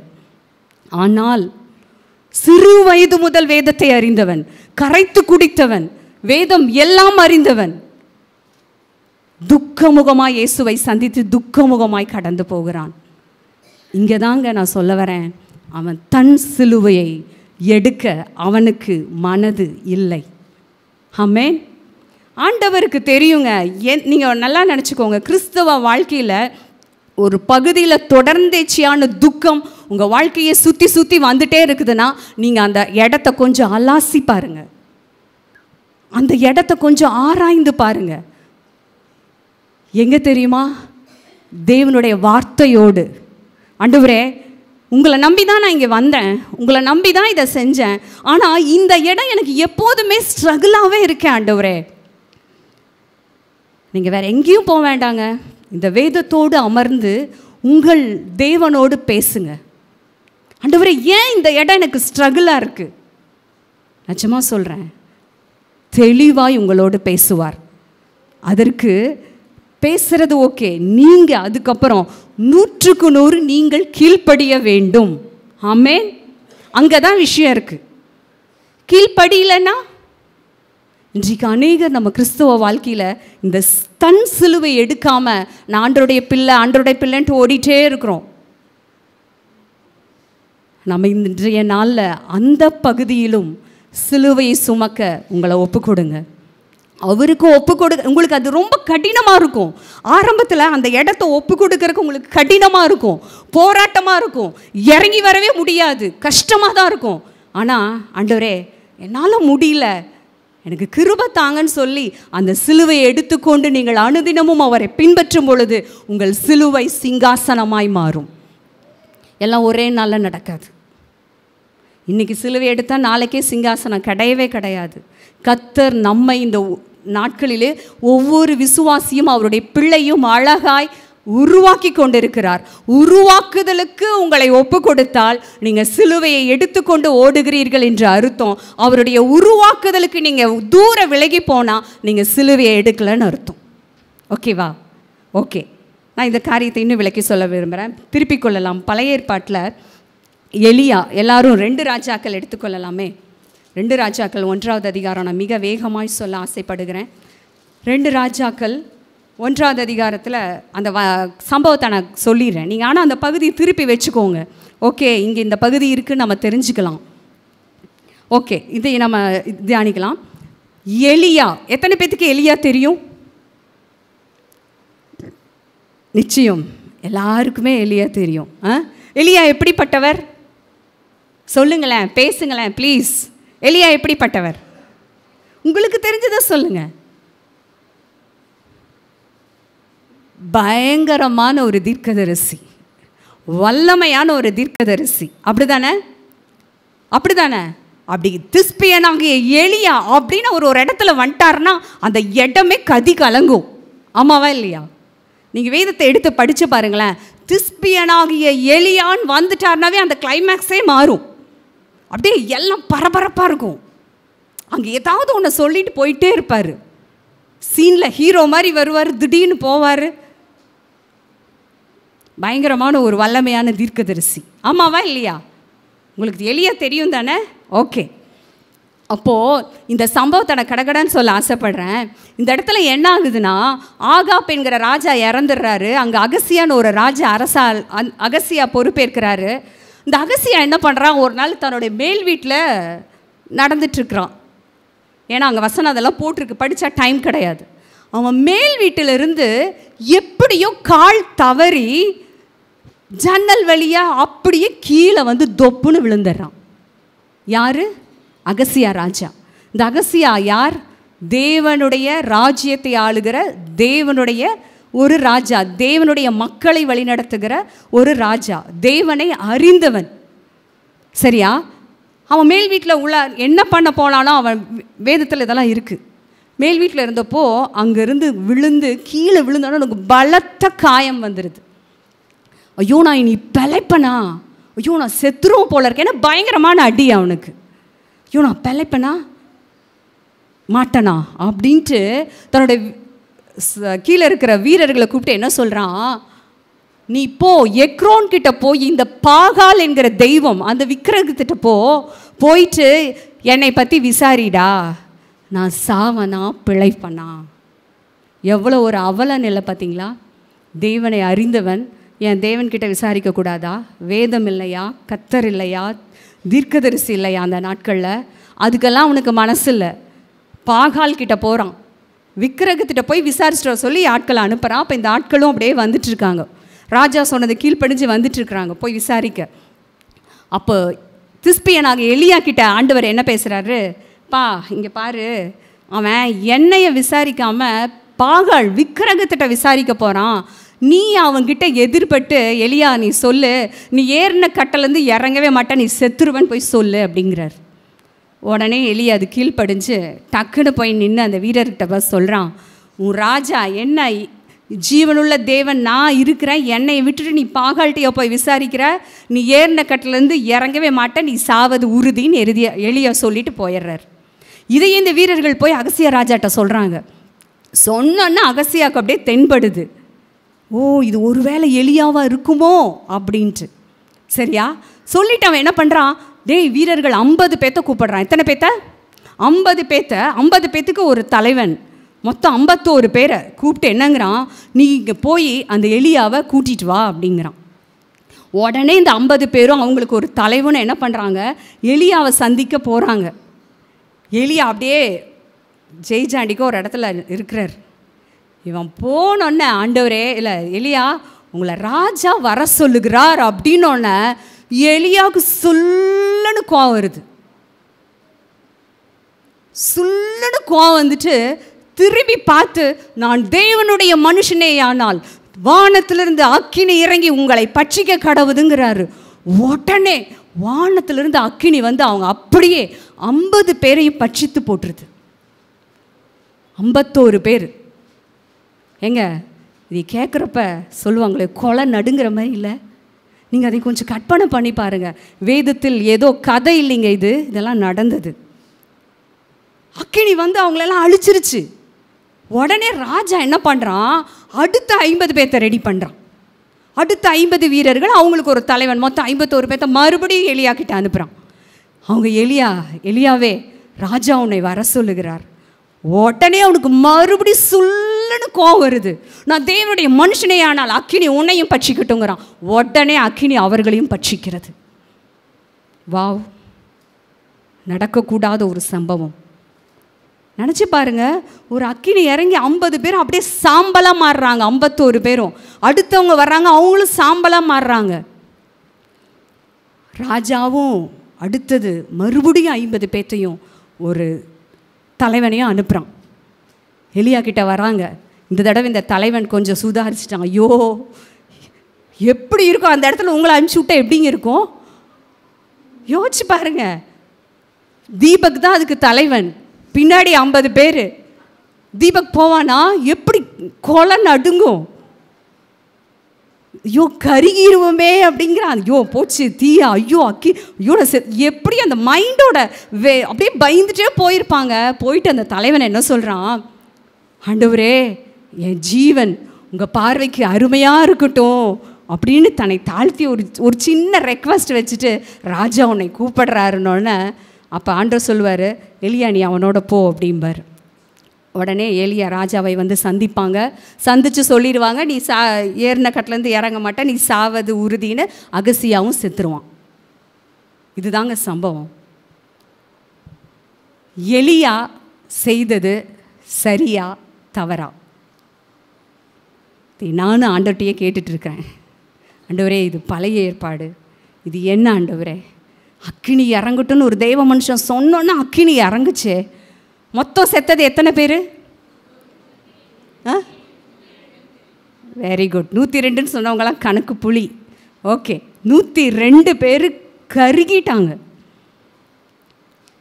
எனக்கு இது படிச்சுட்டு எலியா எங்க வல்லமையினால் நிறைந்தவன், வரங்களினால் நிறைந்தவன், அக்கினியை இறக்குபவன், 3 வருஷம் 6 மாதம் மழை பெய்யக்கூடாதுன்னு சொன்னால் அது அப்படியே நடக்குது.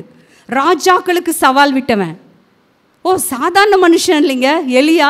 It's a great prophet.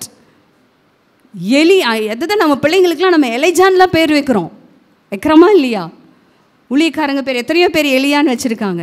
ஏன்னா great man of God, great ப்ராஃபட்டுங்க. ராஜாக்களுக்கு தான் போவார், ராஜாக்களை பார்த்து பேசுவார், ராஜாக்கள் கட்டளையிடுவார். எவ்வளோ பெரிய மனுஷன். இந்த இடத்துல சுள்ளுன்னு கோவம் வருது. இந்த பிரச்சனையை எலியா அழகாக டீல் பண்ணியிருக்கலாமா, பண்ணியிருக்க முடியாதா? சொல்லுங்களேன். பண்ணியிருந்துருக்கலாம். அட ஆண்டவர் சொன்னதை தான் நான் சொல்லியிருக்கேன், ஆண்டவர் மீதியை பார்த்துக்குவாருன்னு அவனுக்கும் நல்லாவே தெரியும். அவன் தைரியமாக போயிருக்கலாமா, போயிருக்கூடாதா? அங்கே வந்த சுல்லுன்னு வந்த ஒரு கோவம் வந்துச்சு. அந்த கோவம் தேவையா? நீங்களே ஆண்டவர்கிட்ட கேட்டு எனக்கு இதுக்கு பதில் சொல்லுங்கள். நிச்சயமாக சொல்கிறேன். நான் இந்த கோவம் அந்த நேரத்தில் என்ன சொன்னாங்க பாவம், அந்த வீரர்கள் என்ன பண்ணுவாங்க? ராஜா சொன்னதை செய்வாங்க. வந்து வாங்கன்னு சொன்னால் தலைவருக்கு உச்சியிலிருந்து பாதத்துக்கு வெடிச்சு கோவம் வருது. இந்த கோபம் தேவையா? அப்படி கோவம் வந்து அவன் செத்துருந்தா பரவாயில்ல. இன்றைக்கு நம்மளுடைய கோபமான வார்த்தைகள் மற்றவங்களை சுக்குநூறாக உடைச்சிட்டு இருக்குது. நாம் அதெல்லாம் தெரியாமையே லைஃப்பில் ஓடிட்டுருக்குறோங்க. நீங்கள் பேசுகிற ஒவ்வொரு தீயை போன்ற வார்த்தைகள் மற்றவங்களை சுக்குநூறாக உடைச்சிட்ருக்கு. அக்கினி ஒன்று தான் இன்னும் நம்ம வீட்டுக்குள்ளே இறங்கலை. அதை விட அக்கினி வார்த்தை என்கிற அக்கினி, நாவு அக்கினி மாதிரி. ஆமாம், அதை நீங்கள் சரியாக பயன்படுத்தலைன்னா அக்கினி தான் வெளியே வந்துட்டுருக்குது. நம்மளுடைய தவறான ஒரு முடிவுகளினால், நம்மளுடைய தவறான வேண்டாத கோபத்தினால் நம்மளை சுற்றி இருக்கிறவங்கள நாம் அப்படியே சுட்டெரிச்சிட்ருக்கோம். நான் உங்களை குற்றப்படுத்துவதற்காக இந்த வார்த்தையை சொல்லலை, உங்களை சரி செய்து கொள்ளுவதற்காக இந்த வார்த்தை உங்களை நோக்கி வந்து கொண்டு இருக்கிறது. ஆமேன். வேண்டாத உச்சக்கட்ட கோபம், வேண்டாத கோபம் வரவே கூடாது. முதல்ல எங்கே? உங்கள் வீட்டுக்குள்ளே. உங்கள் வீட்டுக்குள்ளே நீங்கள் உங்கள் சிலுவையை சுமக்க பழகிட்டீங்கன்னா கட்டாயமாக உங்கள் வேலை ஸ்தலத்தில் நீங்கள் சிலுவையை சுமப்பீங்க. ஏன்னா நம்ம reality speech, reality life, reality எல்லாமே எங்கே தான் ஸ்டார்ட் ஆகுது? வீட்டில். சர்ச்சுக்கு வந்தால் காலையில் நம்ம அழகாக குளித்து புது சட்டை போட்டுட்டு அழகாக வரோம். இந்த பூனையும் பால் குடிக்குமா அப்படிங்கிற மாதிரி என்னை உட்பட எல்லாரும் அழகாக வரோம். நல்லது. ஆனால் உண்மை தோற்றம், உண்மை பேச்சு, உண்மையான நம்மளுடைய செயல், உண்மையான நம்மளுடைய அந்த முக பாவனை எல்லாம் எங்கே ரியாலிட்டி இருக்குது? வீட்டில். நான் மெயினாக வாலிப பிள்ளைகளுக்கு நான் இதை சொல்ல விரும்புகிறேன். உங்கள் வீட்டில் உங்களோட ரியாலிட்டி எதுவோ அதுதான் ரியல். இங்கே வந்து நீங்கள் எங்ககிட்ட பேசுகிறது பழகிறதெல்லாம் வேறு. ஸோ வீட்டில் உங்கள் அப்பா அம்மா கிட்ட, வீட்டில் உங்களோட காரியங்கக்கிட்ட நீங்கள் எப்படி உங்களோட ரியாக்ட் ஆகுறீங்க, உங்கள் அப்பா அம்மா கிட்ட எப்படி ரியாக்ட் ஆகுறீங்க, that is your real face. ஓகேவா? சரி, இது அப்படியே இருக்கட்டும். இப்போ எலியாவை பார்த்தோம். அடுத்த ஒரு நபரை பார்க்கலாம், திருப்பி கொள்ளலாம். அதே 2 ராஜாக்களில் எலிசா. எலிசா எத்தனை பேத்துக்கு தெரியும் சொல்லுங்களேன் ப்ளீஸ், டைம் ஆகிட்டே இருக்கு. எலிசா எத்தனை பேத்துக்கு தெரியும்? இந்த எலிசா யாரு? எலிசா யாரு? Very good brother, sir thank you brother. எலியாவோட சிஷ்யன், அவரோட அசிஸ். ஓகேவா? எலிசா எவ்வளோ 2 பேத்துக்கு எவ்வளோ கனெக்ட் ஆகிருக்கு பாருங்க. எலியா, எலிசா, கரெக்டாக இவர் சீஷனாக அவர்கிட்ட வந்துட்டார். இந்த எலிசாவுக்கு இவர் மேலே அப்படியே இவரை பார்த்து பார்த்து, இவர் என்னடா பயங்கரமாக இருக்கார், பயங்கரமாக இருக்காருன்னு சொல்லிட்டு இவர் மேலே, எலியா மேலே ஒரு அஃபெக்ஷன், ஒரு ஒரு இன்ஸ்பிரேஷன் அதிகமாக இருந்துச்சு. அப்போது இவர் என்ன பண்ணுவார் தெரியுமா? நான் இந்த எலியாவோட சாப்டர் அப்படியே நிறுத்தினா அதை உங்களுக்கு பின்னாடி விளக்கம் சொல்கிறேன். ஓகே, அப்போது இங்கே என்ன நடக்குதுன்னா, இப்போ சொல்கிற இந்த எலிசா காரியத்தில் அடுத்தது பார்த்தீங்கன்னா, எலியா சுழல் காற்றில் ஆண்டவர் எடுப்பார். எலிசா அவரையே ஃபாலோ பண்ணி, தகப்பனே உங்ககிட்ட இருக்கிற வரம் எனக்கு இரட்டிப்பாய் வரணும்னு சொல்லி இரட்டிப்பான வரத்தை இந்த எலிசா பெற்றுக்கொண்டார். ஆமேன், ஆமேன் சொல்லுங்கள். அதுக்கு நிறைய கரையம் செலுத்துவார். அதெல்லாம் படித்தோம்னா நமக்கு நிறைய டைம் ஆகிடும். அதனால தான் நான் மெயினாக போயிட்டே இருக்கேன். ஸோ எலிசா வந்து எலியா கிட்டேருந்து இப்போ என்னத்தை வாங்கிட்டாரு? 2 மடங்கு வரங்களை வாங்கிட்டார். வாங்கிட்டு அவர் ஃபஸ்ட்டு ஒரு அற்புதம் செய்வார். அது பாஸ்ட் அடிக்கடி சொல்லுவாங்க. மாவு அதில் விஷம் இருக்கப்போ அதில் மாவு அது கிளியர் ஆயிரும், விஷத்தன்மை நீங்கிரும்.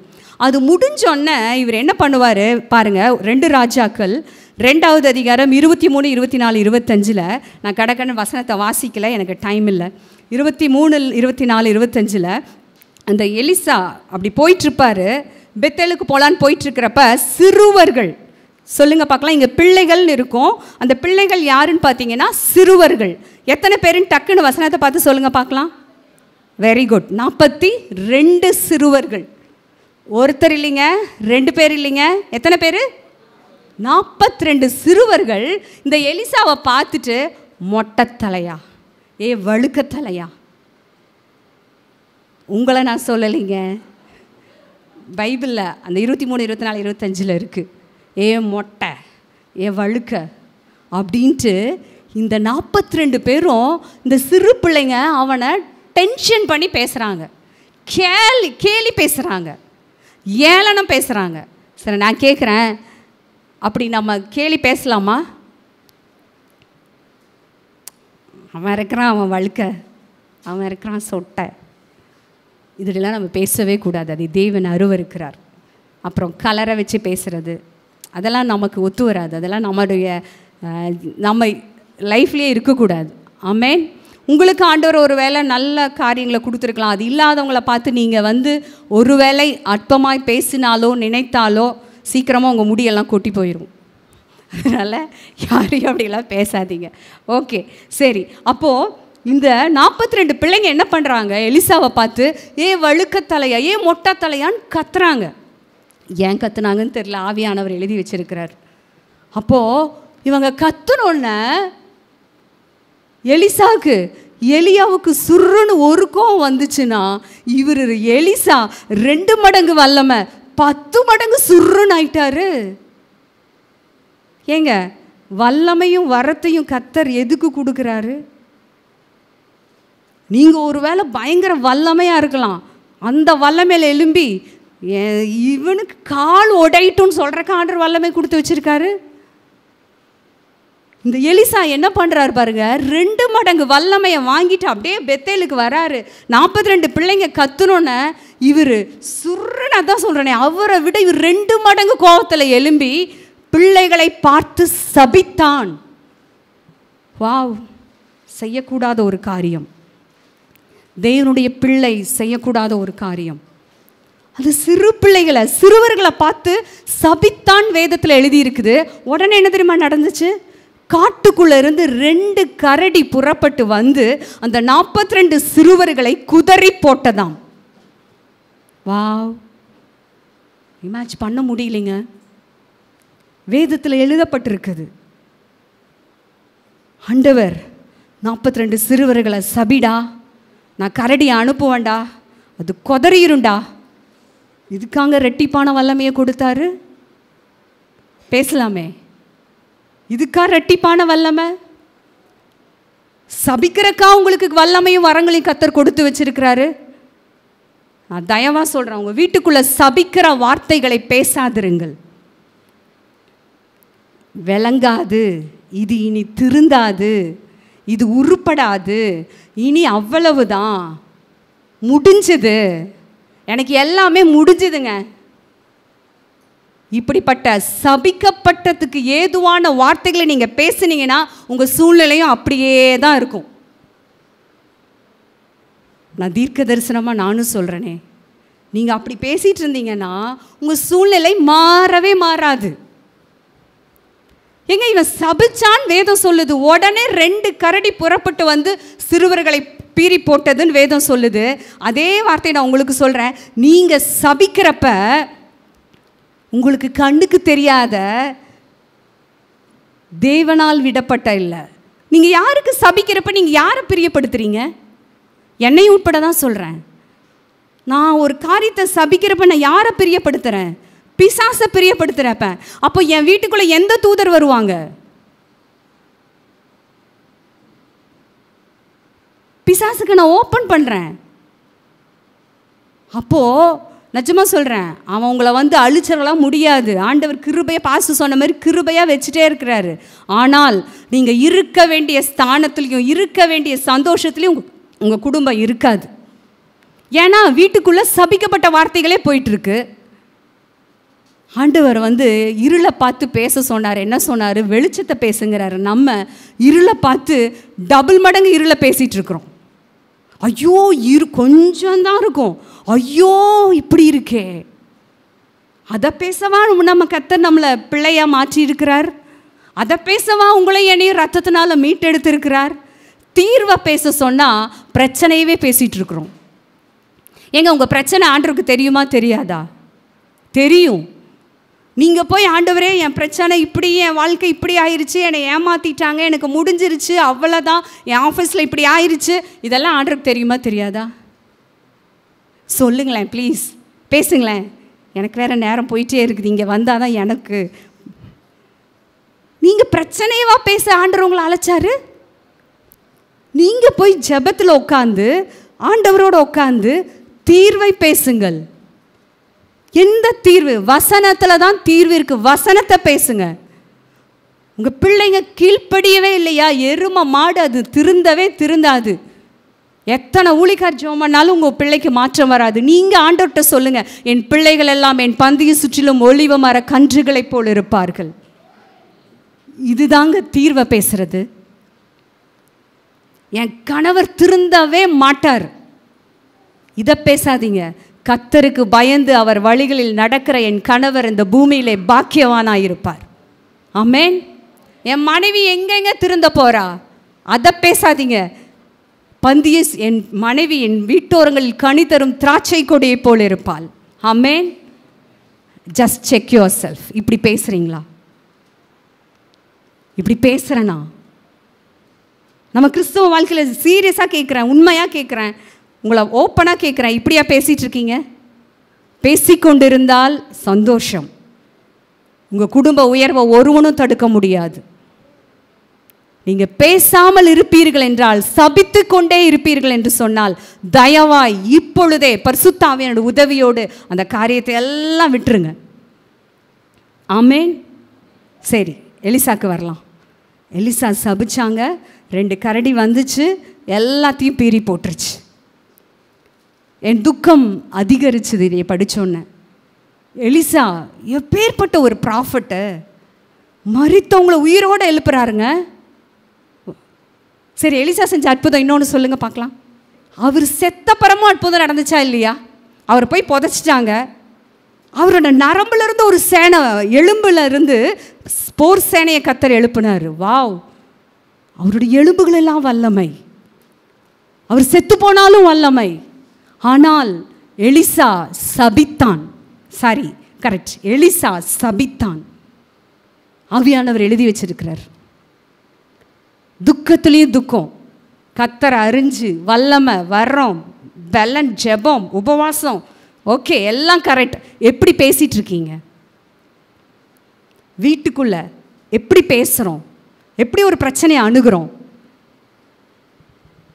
உங்கள் அணுகுமுறை தான் உங்கள் வாழ்க்கை. நீங்கள் சீக்கிரமாக கரெக்ட் பண்ணிங்கன்னா சீக்கிரமாக உங்கள் குடும்பம் மேலே எழும்பும். நீங்கள் அதில் டிலே பண்ண every thing will be delay. அதுக்கு ஆண்டவர் காரணம் கிடையாது. உங்களுக்கு பிசாசு பிடிச்சிருந்தா ஆண்டவர் வந்து உடனே உங்களை விரட்டி சரி பண்ணிடுவார். இப்போ உங்களுக்கு பிசாசு பிடிக்கல, சுய பிசாசு வந்துருச்சு.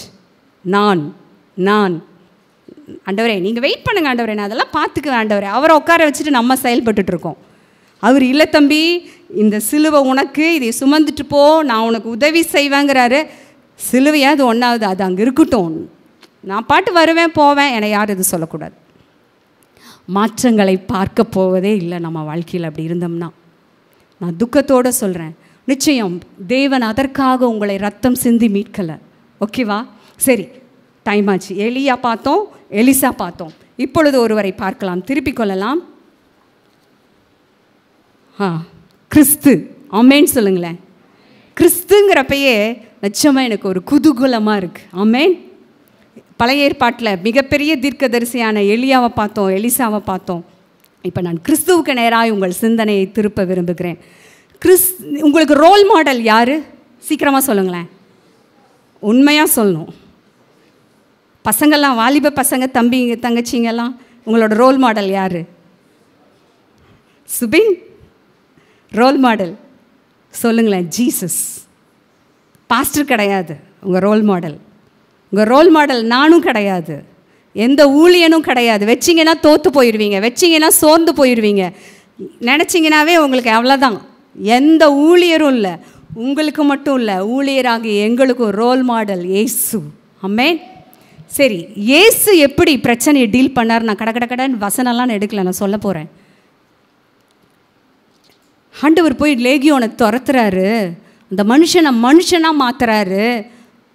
ஊரார் வந்து இயேசுவை வெளியே போங்கப்பான்னு துரத்தி விடுறாங்க. இது ரொம்ப கஷ்டமாக இல்லை ஏங்க? அந்த லேகியோன் பிசாசு இருந்த இடத்துல ஒருத்தன் கூட நடக்க முடியாமல் இருந்துச்சாமா. அவன் இரவும் பகலும் பயங்கரமாக கத்திட்டு இருப்பானாம். ஒரு பிசாசு, 6000 பிசாசு இருக்கிற ஒருத்தன் எப்படி கத்தியிருப்பான்? வீட்டில் ஒரு பிசாசு கத்துற மாதிரி கத்துனதே கேட்க முடியல.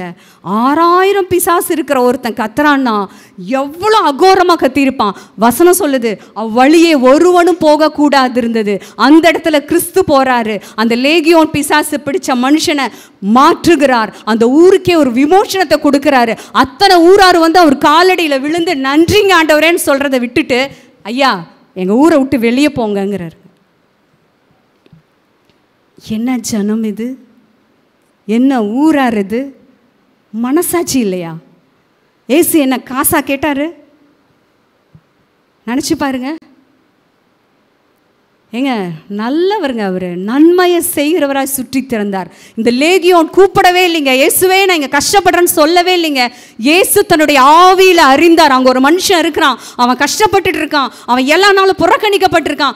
நான் அந்த ஊழியத்தை செய்வேன். திரள்களுக்கு பேசுகிறவர், ஆயிரங்களுக்கு பேசுகிறவர், ஜனத்திரளுக்கு பேசுகிறவர். ஒரு மனிதனை தேடி போய் அந்த ஒரு மனுஷனை விடுதலை செய்து ஒரு ஊருக்கு விமோசனம் கொடுக்கிறாரு. ஊரார் சொல்கிறாங்க, ஐயரே எங்கள் ஊரை விட்டு தயவுசெய்து வெளியே போங்க. எனக்கு அதை விட பாதித்தது, இயேசு அமைதியாய் கடந்து போய்விடுவார் அந்த இடத்த விட்டு. வாவ், எவ்வளோ ஒரு ஜென்டில் காட். அவர் நினச்சி எலியா மாதிரி திரும்பி இருந்தாருன்னா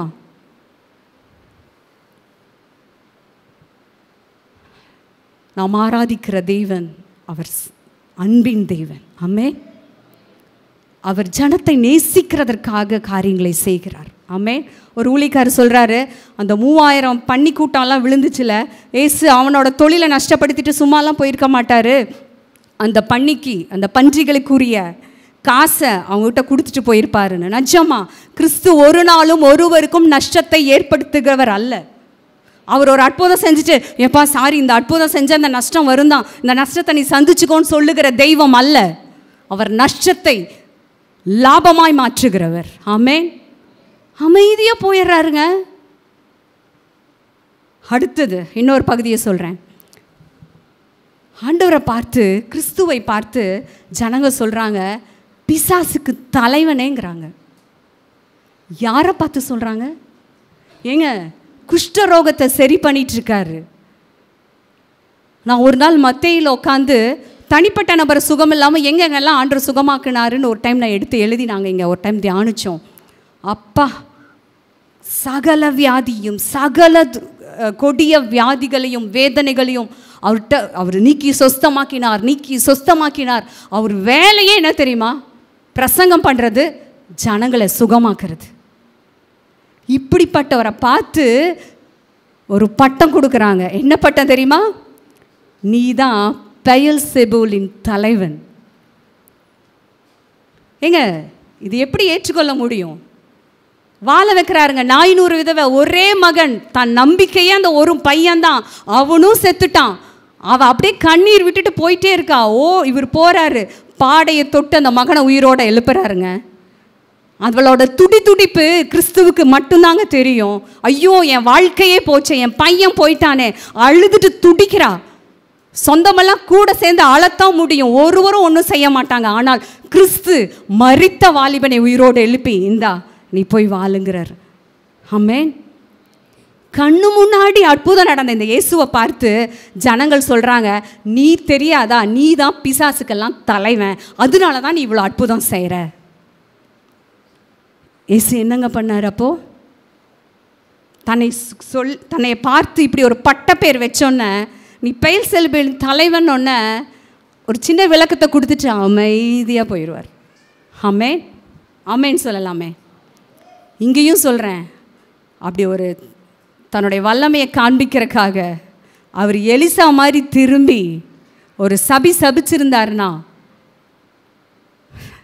நீங்களே அதுக்கு என்ன பதில் யோசிச்சு பாருங்க. கிறிஸ்து தனக்கு பட்ட பேர் வச்சு பேசுகிறாங்கங்க, ஒரு தீமையும் செய்யலை.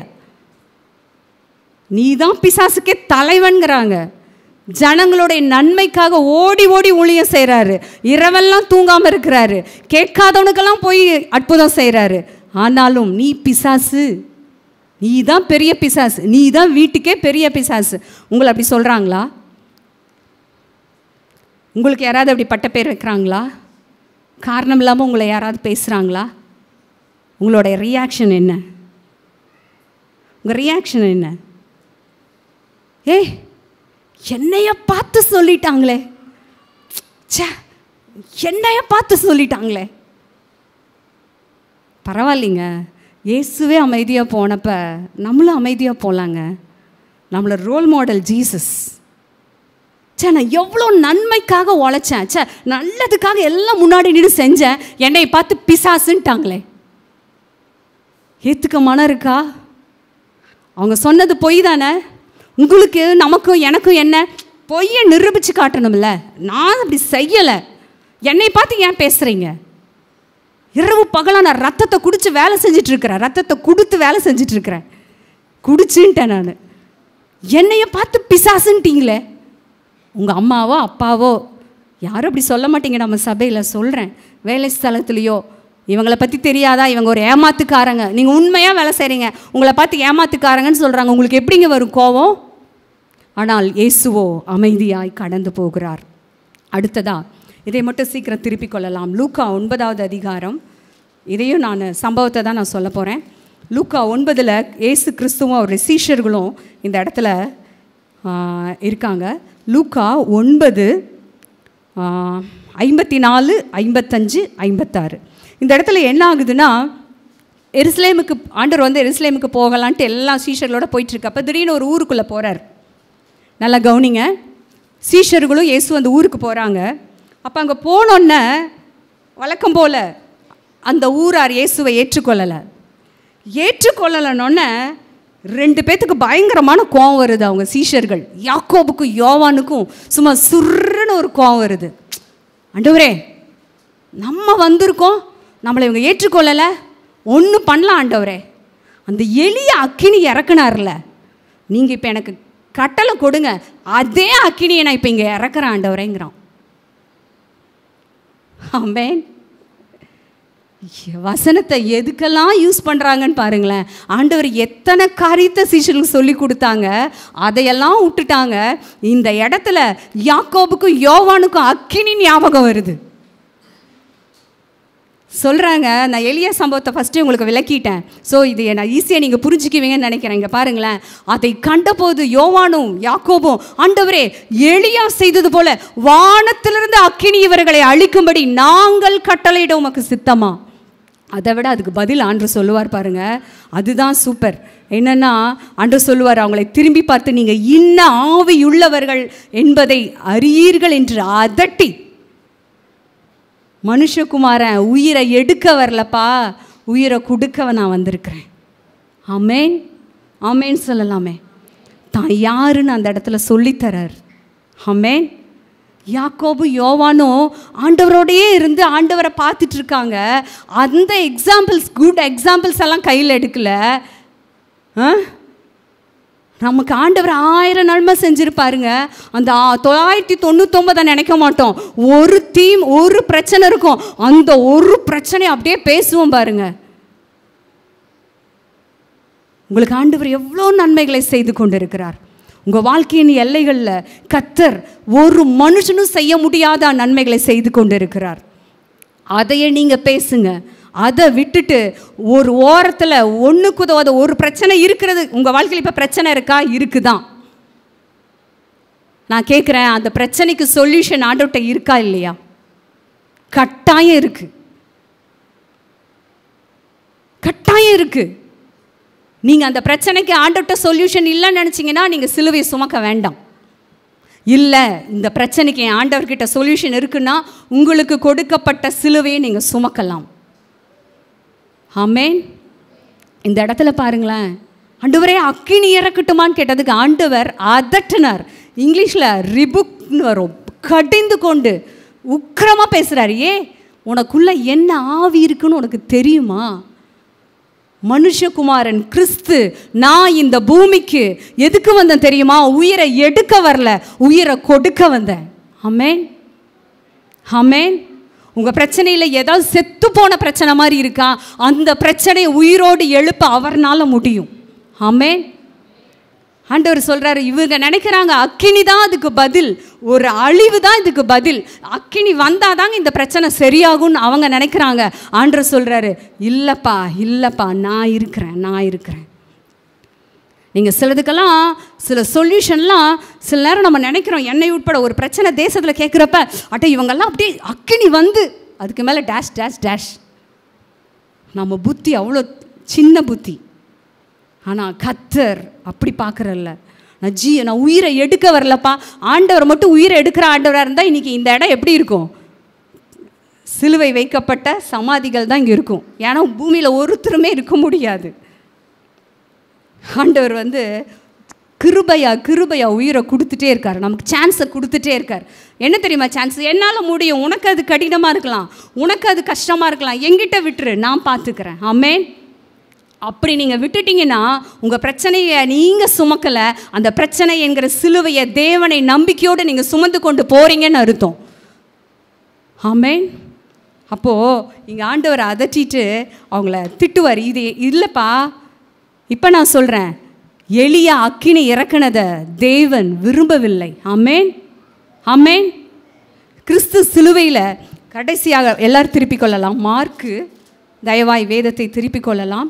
மார்க்கு 15வது அதிகாரம். கிறிஸ்துவை எவ்வளோ நமக்கு எல்லாமே தெரியுங்க, நமக்கு தெரியாததுன்னு சொல்லி ஒன்றும் இல்லை, எல்லாவும் நாம் அறிந்ததே. மார்க்கு 15 நான் அந்த வசனங்களை மட்டும் உங்களுக்கு வாசிக்க விரும்புகிறேன். 30, 29, 30, 31, 32 அதில் கடைசியில் வர அந்த வசனங்களை மட்டும் நான் வாசிக்கிறேன் பாருங்கள். அவர் சிலுவையில் அகோரமாய் தொங்கிக் கொண்டிருக்கிறார். அப்பொழுது எல்லாரும் சொல்கிறாங்க அவங்கள பார்த்து, என்னெல்லாம் பேசிகிட்டு இருந்தேன், 3 நாள் நான் இந்த இடிங்க நான் கட்டுவேன்னு சொன்னியே, இப்போ சிலுவையிலேருந்து இறங்கி வா. ஏளனமாக பேசுகிறாங்க. உன்னை நீயே ரசிக்க முடியாதா? என்னென்னவோ தியாகம் பண்ண, என்னென்னவோ அற்புதம் பண்ண, இப்போ சிலுவையில் ஏன் கஷ்டப்பட்டுட்டு இருக்க? இறங்கி வா. இப்போ நீ தெய்வமான சிலுவையிலேருந்து இறங்கி வா. ஏன் இப்படி தான் நம்ம ஸ்லாங்கில் அவங்க பேசிட்டோம். அடுத்தது எல்லாருமே பாருங்க, பிரதான ஆசாரியர், வேத பாரகர் எல்லாரும் அவரை பரியாசம் பண்ணுறாங்கங்க. சிலுவையில் அவர் தொங்கிக் கொண்டு இருக்கிறார். அவங்க பரியாசம் பண்ணி என்னங்கிறாங்க, மற்றவர்களெல்லாம் போய் போய் உதவி செஞ்சியே, உன்னையை நீ உன்னையை உனக்கு தப்புவிக்க தெரியலையா, எதுக்கு இப்படி தொங்கிட்டு இருக்கிற, இப்போ நீ இறங்கி வா, உன்னையை நாங்கள் தெய்வம்னு ஏற்றுக்கிறோம். அடுத்தது பாருங்க 32 கடைசியில், எல்லாருமே சிலுவையிலிருந்து இறங்கி வரட்டும் என்று சொல்லி கொண்டார்கள். அவரோட கூட சிலுவைகள் அறையப்பட்ட அந்த கல்லரும் அவரை நிந்தித்தார்கள். ஆமேன், ஆமேன். இங்க ஒரு வார்த்தையை நான் கடகடன் சொல்ல விரும்புகிறேன். தூஷித்தார்கள். தங்கள் தலைகளை துலுக்கி தூஷித்தார்கள். கிறிஸ்துவை தன்னைத்தானே ரட்சிக்க திராணியிலே என்று பரியாசம் பண்ணினார்கள். உன்னை நீயே ரட்சித்துக்கொள் என்று சொல்லி, சிலுவையிலிருந்து இறங்கி வா என்று சொல்லி அவரை நிந்தித்தார்கள், தூஷித்தார்கள். சொல்லுங்க, பரியாசம் பண்ணினாங்க, அப்புறம் நிந்தித்தார்கள். வாவ், ஜீவனுள்ள தேவனுங்க சிலுவையில் தொங்கிட்டு இருக்கார். எதுக்காக தெரியுமா? அங்கே முன்னாடி நின்று கேலி கிண்டல் பேசுகிறாங்கல்ல, அவங்களுக்காகவும் முழு உலகத்துக்காகவும் உங்களுக்காகவும் எனக்காகவும் அவர் அங்கே தொங்கிட்டு இருக்காரு. எல்லாரும் கேலி பேசுகிறாங்க, இறங்கி வா. நிச்சயமாக அங்கே ஒருத்தன் கத்திருக்கலாங்க, நீ இப்போ இறங்கி வா, நான் உன்னை தெய்வம் நம்புகிறேன், எத்தனை அற்புதம் செஞ்ச, மரணத்திலிருந்து உங்களை தூக்கி எடுத்து உயிர் கொடுத்தியே, நீ இறங்கி வா. நான் சொல்கிறபடி தான், மரியாதை இல்லாமல் தான் கட்டாயம் பேசியிருப்பாங்க. வேதம் அதனால தான் பிளெயினாக எழுதிருச்சு. நிந்தித்தார்கள், தூஷித்தார்கள், பரியாசம் பண்ணினார்கள். இதுக்கெல்லாம் எடுத்து எக்ஸ்பிளனேஷன் நான் கொடுத்தேன்னா ரொம்ப கீழ்த்தரமாக இருக்கும். கிறிஸ்துவை அப்போ நிந்திச்சாங்க. ஆண்டவர் என்னங்க பண்ணார்? ஆண்டவர் என்ன பண்ணார்? யாரும் செய்யக்கூடாத ஒன்றை செய்தார். பிதாவே, இவர்களுக்கு மன்னியும், தாங்கள் செய்கிறது இன்னதென்று அறியாதிருக்கிறார்களே. ஆமென். நாம் ஆராதிக்கிற தேவன் அவர் அன்பின் ரட்சகர். நான் இன்னொன்று சொல்கிறேன், அவர் மட்டும் சிலுவையிலிருந்து தன்னை காண்பிக்க மனதுள்ளவராய் இறங்கி வந்திருந்தாருன்னா நீங்களும் நானும் நித்திய நரகத்தில் கடப்போம். ஆமென். இயேசு மட்டும் சிலுவையிலிருந்து இறங்கி வந்திருந்தாருன்னா எனக்கு ரட்சிப்பு இல்லை, எனக்கு வாழ்க்கை இல்லை, எனக்கு மேன்மை இல்லை, எனக்கு சுகம் இல்லை, எனக்கு நித்திய அக்கினி மட்டும்தான். இயேசு அவங்க நிந்திச்சதை, அவங்க அவமானமாக பேசினதை ஒன்றை கூட கண்டுக்கலிங்க. அவர் எதையுமே அதை பொருட்படுத்தலை. அப்பொழுதும் பிதாவை நோக்கி பேசுகிறார், செபிக்கிறார், பிதாவே இவர்களுக்கு மன்னியும். இப்போ நான் கேட்குறவங்கள பார்த்து ஒரு கேள்வி. எலியாவுக்கு ராஜா உன்னை வர சொல்லுகிறான்னு சொன்னதுக்கு அந்த வரங்கள் உள்ள ஒரு மனுஷனுக்கு அத்தனை கோவம் வந்துச்சு. ஏன்? அந்த பிரச்சனையில் வர கோவம்.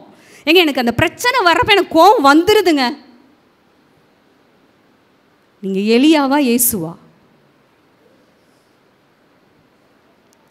இயேசு நியாயமாய் கோவப்படலாங்க. பரலோகம் பார்த்து கொண்டு இருக்கிறது, கோடான கோடி தூதர்கள் பார்த்துட்டு இருக்காங்க. இயேசு கூப்பிட மாட்டாரா? உதவிக்கு அழைக்க மாட்டாரா? இயேசு மட்டும் ஒரு தூதனுக்கு கட்டளைட்டு இருந்தாருன்னா அங்கே இருக்கவங்க அத்தனை பேரும் அவுட். இயேசு சிலுவையில் நினைக்கிறாரு, நான் இதையெல்லாம் சகிக்க அழைக்கப்பட்டிருக்கிறேன், நான் இதெல்லாம் சகிக்க தான் நான் இறங்கி வந்தேன், இது என்னுடைய கடைசி கட்டம், இதையும் நான் இந்த பிள்ளைகளுக்காக சகிக்கிறேன். நான் இதை சகிக்கலைன்னா இந்த பிள்ளைகளுக்கு விமோச்சனம் கிடையாது. நான் இதை ஏற்றுக்கொள்ளனா என் பிள்ளைகளுக்கு பரலோகம் கிடையாது. எலியா மாதிரி அவர் கோபப்பட்டிருந்தாருன்னா வானத்திலேருந்து அக்கினி இறங்கி வந்திருக்குமா, வராமல் இருக்குமா? சொல்லுங்க. கட்டாயம் அக்கினி இறங்கி வந்திருக்குங்க. எலிசா பிள்ளைங்க மொட்டை தலையான்னு சொன்னதுக்கு சபிச்சாரு. இவர் அங்கிருந்து டேய் இப்படி என்னை கொடுறன்னு ஒரு சாப வார்த்தையை பேசியிருந்தாருன்னா நம்மேல் அந்த சாபம் அப்படியே வந்துடும், நமக்கு விமோச்சனமே இல்லை. பிதாவாகிய தேவன் பார்த்து கொண்டு இருக்கிறார். தன்னுடைய செல்ல பிள்ளை ஒரு வார்த்தை சொல்லுவாரா? பரலோகம் பார்த்து கொண்டு இருக்கிறது, அதுக்கு மேலே பிசாசும் பார்த்துட்டு இருக்கான். இவர் சபிக்கப்பட்ட வார்த்தையை பேசுவாரா பேச மாட்டாரான்னு பிசாசும் பார்த்துட்டு இருக்கான். பிசாசு தாங்க, ஐயோ பேசுவார், சபிச்சிருவார், இவ்வளோ சபிச்சிருவான்னு பிசாசு அப்படியே ஒவ்வொரு நொடி செகண்டும் இயேசுவை பார்த்துட்டு இருந்திருப்பான். ஆனால் இயேசுவோ அன்பை வெளிப்படுத்தினார். ஆமென், ஆமென் சொல்லுங்களேன். எலியாவை போல அவர்னால அக்கினியை இறக்க முடியும். எலியாவுக்கு வரத்தை கொடுத்ததே தேவன்தான். எலிசாவை போல சபிக்க முடியும். ஆனால் எலியா அக்கினியை இறக்கினாரு. எலியா வானத்திலிருந்து அக்கினியை இறக்கினார். கிறிஸ்து சிலுவையிலிருந்து அன்பை இறக்கினார். ஆமென். உங்கள் மேலே என் மேலெல்லாம் அந்த சிலுவையின் அன்பு அப்படியே பொழிந்து கொண்டிருக்கிறது. ஆமென். எவ்வளவு அவருக்கு எதிராக ஓடிக்கொண்டிருக்கிறோம், எவ்வளோ அவரை கஷ்டப்படுத்திட்டு இருக்கிறோம், எத்தனை தடவை அவருக்கு நோ சொல்லிட்டு இருக்கோம். ஆனாலும் அன்பு அன்பு அன்பு நம்மேல் அப்படியே அலை போல தங்கி இருக்கிறது. ஆமென். அந்த அன்பை உதாசீனப்படுத்தக்கூடாது. ஆமென். 2 கல்லனுங்க. நம்ம எல்லாமே ஒரு நாள் கள்ள கூட்டம்தான். ஒரு கல்லன் அந்த அன்பை புரிஞ்சுக்கிட்டான். இன்னொரு கல்லன் அந்த அன்பை கடைசி வரைக்கும் புரிஞ்சுக்கல. நீங்கள் எந்த கூட்டத்தில் இருக்கிறீங்கப்பா? நீங்கள் எந்த கூட்டத்தில் இருக்கிறீங்க? காலம் சென்று கொண்டே இருக்காது, முடிவை நோக்கி ஓடிக்கொண்டிருக்கிறோம்.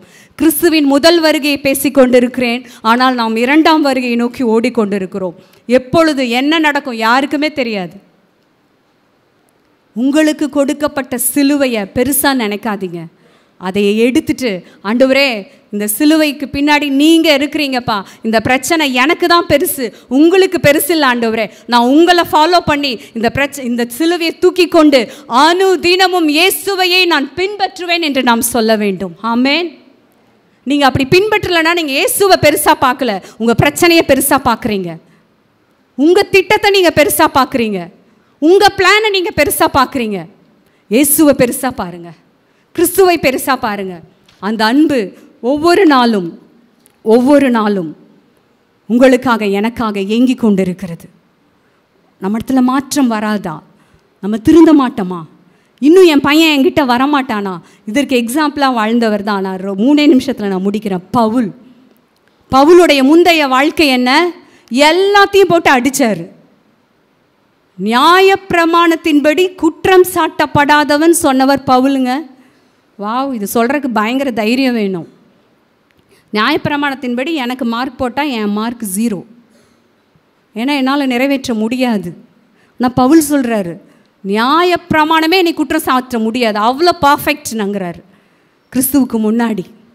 என்றைக்கு அந்த பரம தரிசனத்தை கண்டாரோ, பவுலே நீ என்னை ஏன் துன்பப்படுத்துகிறான்னு கேட்டாரோ, அன்னைக்கு சரணடைஞ்சாரு.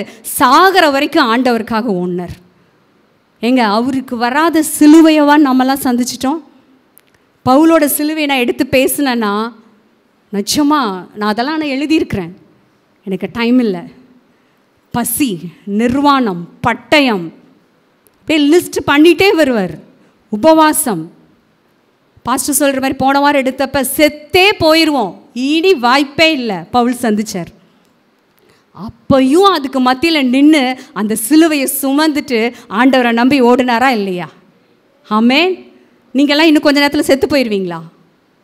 நம்மளெல்லாம் ஆண்டவர் அப்படிலாம் விட மாட்டாருங்க. அப்படிலாம் நம்ம சந்திக்கலை. அதுதான் பவுல் சொல்கிறாரு கலாத்தியரில், கிறிஸ்துவுடனே கூட சிலுவையில் அறையப்பட்டேன், இனி நான் அல்ல கிறிஸ்துவே எனக்குள் பிழைத்திருக்கிறார். ஆமென். உங்கள் சிலுவையை, உங்களுக்குன்னு இருக்கிற இந்த சின்ன பிரச்சனை என்கிற சிலுவையை பெருசாக பார்த்து பேசிகிட்டு இருக்காதீங்க. அது கிறிஸ்துவின் சிலுவையோடு அதை வைத்து விடுங்கள். நிச்சயம் சொல்கிறேன், அவரோடு நீங்கள் ஐக்கியம் ஆயிட்டீங்கன்னா உங்கள் சிலுவை கிறிஸ்துவின் சிலுவையாய் மாறிவிடும். நீங்கள் சொல்லுவீங்க, இனி நான் அல்ல. உங்களை யார் திட்டினாலும் உங்களுக்கு கோவம் வராது. நீங்கள் அந்த சிலுவையை சுமந்து சுமந்து கிறிஸ்துவோடு பழக உங்கள் சிந்தை மாறிடுங்க. ஆண்டவர் உங்களுக்கு அப்படியே உங்களை அப்படியே இன்னும் சொல்லிட்டா சூடு சொரணை இல்லாமல் மாற்றிடுவார். சீரியஸாக சொல்கிறேன்.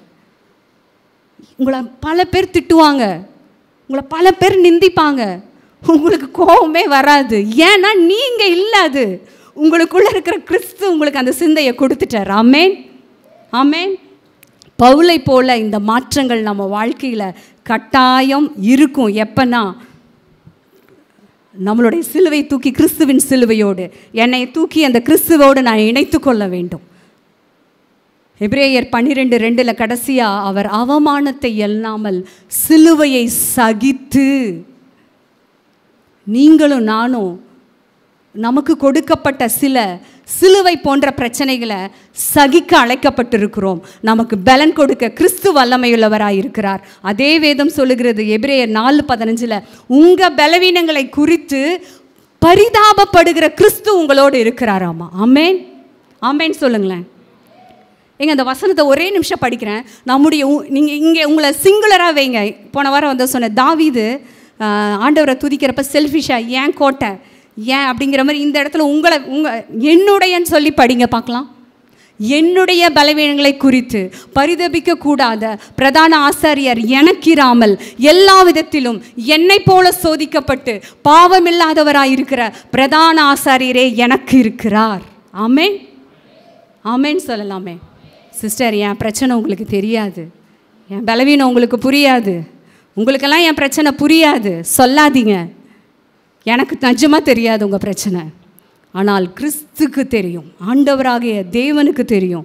அவர் உங்களைப் போல இல்லை, நம்மை விட இன்னும் பல மடங்கு சோதிக்கப்பட்டு அடிக்கப்பட்டு பாவமில்லாதவராய் பிரதான ஆசாரியராய் தேவனுடைய வலது பார்சத்தில் உட்கார்ந்து உங்கள் பெயரை சொல்லி உங்களுக்காக ஜெபம் பண்ணிட்டு இருக்கார். ஆமேன். உங்களுக்கு பலன் கொடுக்க அவர் ஜெபம் பண்ணிட்டு இருக்காருங்க. பேதுரு மறுதளிப்பான்னு அவருக்கு தெரியும். அவர் சொல்கிறாரு, பேதுருவையும் விசுவாசம் ஒளிந்து போகாதபடி நான் வேண்டிக் கொள்ளட்டேன், உங்களுக்காக ஜெபிக்கிறேன். ஏசு ஜெபிச்சுட்டு இருக்காரு. யாரெல்லாம் அந்த ஜெபத்தை நம்பி ஓடுறீங்க? நான்லாம் ஊழியத்தில் அந்த ஜெபத்தை நம்பி தான் ஓடிட்டுருக்கேன். ஆண்டவரே, நீங்கள் இருக்கீங்க, நீங்கள் இருக்கீங்க, நீங்கள் இருக்கீங்க. நீங்கள் நினைக்கலாம் எனக்கு யாரும் இல்லை, எனக்கு யாரும் இல்லை, எனக்கு ஜெபம் பண்ணி.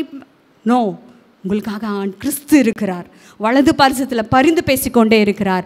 ஆகையால் உங்களுக்கென்று கொடுக்கப்பட்ட உங்கள் வாழ்க்கையில் கிறிஸ்துவை நம்பி நீங்கள் தாராளமாய் தாராளமாய் அனுதினமும் உங்கள் சிலுவை எடுத்துக்கொண்டு அவரை பின்பற்றுங்கள். உங்கள் சிலுவை ஒரு நாள் சிங்காசனமாய் மாறும். ஆமென். தேவன் தாமே உங்களை ஆசீர்வதிப்பாராக. நம்ம ஒரு சின்ன ஜெபம் பண்ணலாம். எல்லாரும் கண்ணை மூடி. நீங்கள் எந்த பிரச்சனையை டீல் பண்ண முடியாமல் தவிக்கிறீங்களோ அதை நீங்கள் கிறிஸ்துவிடம் தாராளமாய் அர்ப்பணிக்கலாம். இன்னும் கிறிஸ்து சொன்ன மாதிரியே நானும் சொல்கிறேன், உங்களுக்கு விருப்பம் இருந்தால் செய்யுங்க, விருப்பம் இல்லைன்னா விட்டுருங்க. ஏன்னா விருப்பம் இல்லாமல் ஒரு காரியத்தை நீங்கள் ஜெபிச்சிங்கன்னா அதுக்கு பலன் கிடையாது. விருப்பத்தோட ஆசையோட, ஆண்டவரே இந்த காரியத்தில் எனக்கு உதவி செய்யுங்க நீங்கள் கேட்டிங்கன்னா சர்வ வல்லவர் அந்த காரியத்தை மாற்ற வல்லமை உள்ளவர். அன்பின் தகப்பனே, உமது குமாரனாகிய இயேசு கிறிஸ்துவின் நாமத்தினால நாங்கள் வந்திருக்கிறோம்ப்பா. ஆண்டவரே, எங்கள் வாழ்க்கையில், தனிப்பட்ட வாழ்க்கையில் எந்த பிரச்சனை எங்களுக்கு சிலுவையாக இருக்குதோ அதெல்லாம் கிறிஸ்து சிலுவையில் ஜெயமாய் மாற்றி விட்டீர். ஆண்டவரே, என் பிரச்சனை என்னன்னு சொல்லி உங்களுக்கு தெரியும். ஆண்டவரே, நாங்கள் பிறக்கிறதுக்கு முன்பதாகவே எங்கள் ஜாதகத்தை நீர் எழுதிவிட்டீர். அது நன்மையின் ஜாதகம் ஆண்டவரே, அதில் நன்மை மாத்திரமே இருக்கிறது ஆண்டவரே. தீமையெல்லாம் கல்வாரி சிலுவையில் ஏற்றுக்கொள்ளப்பட்டு விட்டது ஆண்டவரே. அதை நாங்கள் மனதார விசுவாசித்து இந்த பிரச்சனையை உங்கள் கரத்தில் நாங்கள் ஒப்புக் கொடுக்கிறோம். கர்த்தர் தாமே அந்த பிரச்சனையை, அந்த தீமையை நன்மையாய் மாற்றுவதற்காய் நன்றி. சர்வ வல்லவர் பெரிய காரியங்களை செய்யுங்க. இயேசுவின் மூலம் பிதாவே, ஆமென். அப்படி நாமத்தினாலே வந்திருக்கிற அனைவரையும் நாங்கள் வாழ்த்தி ஆசீர்வதிக்கிறோம். கர்த்தருடைய தயவின் கரம் என்றென்றைக்கும் அவர்களோடு இருப்பதாக.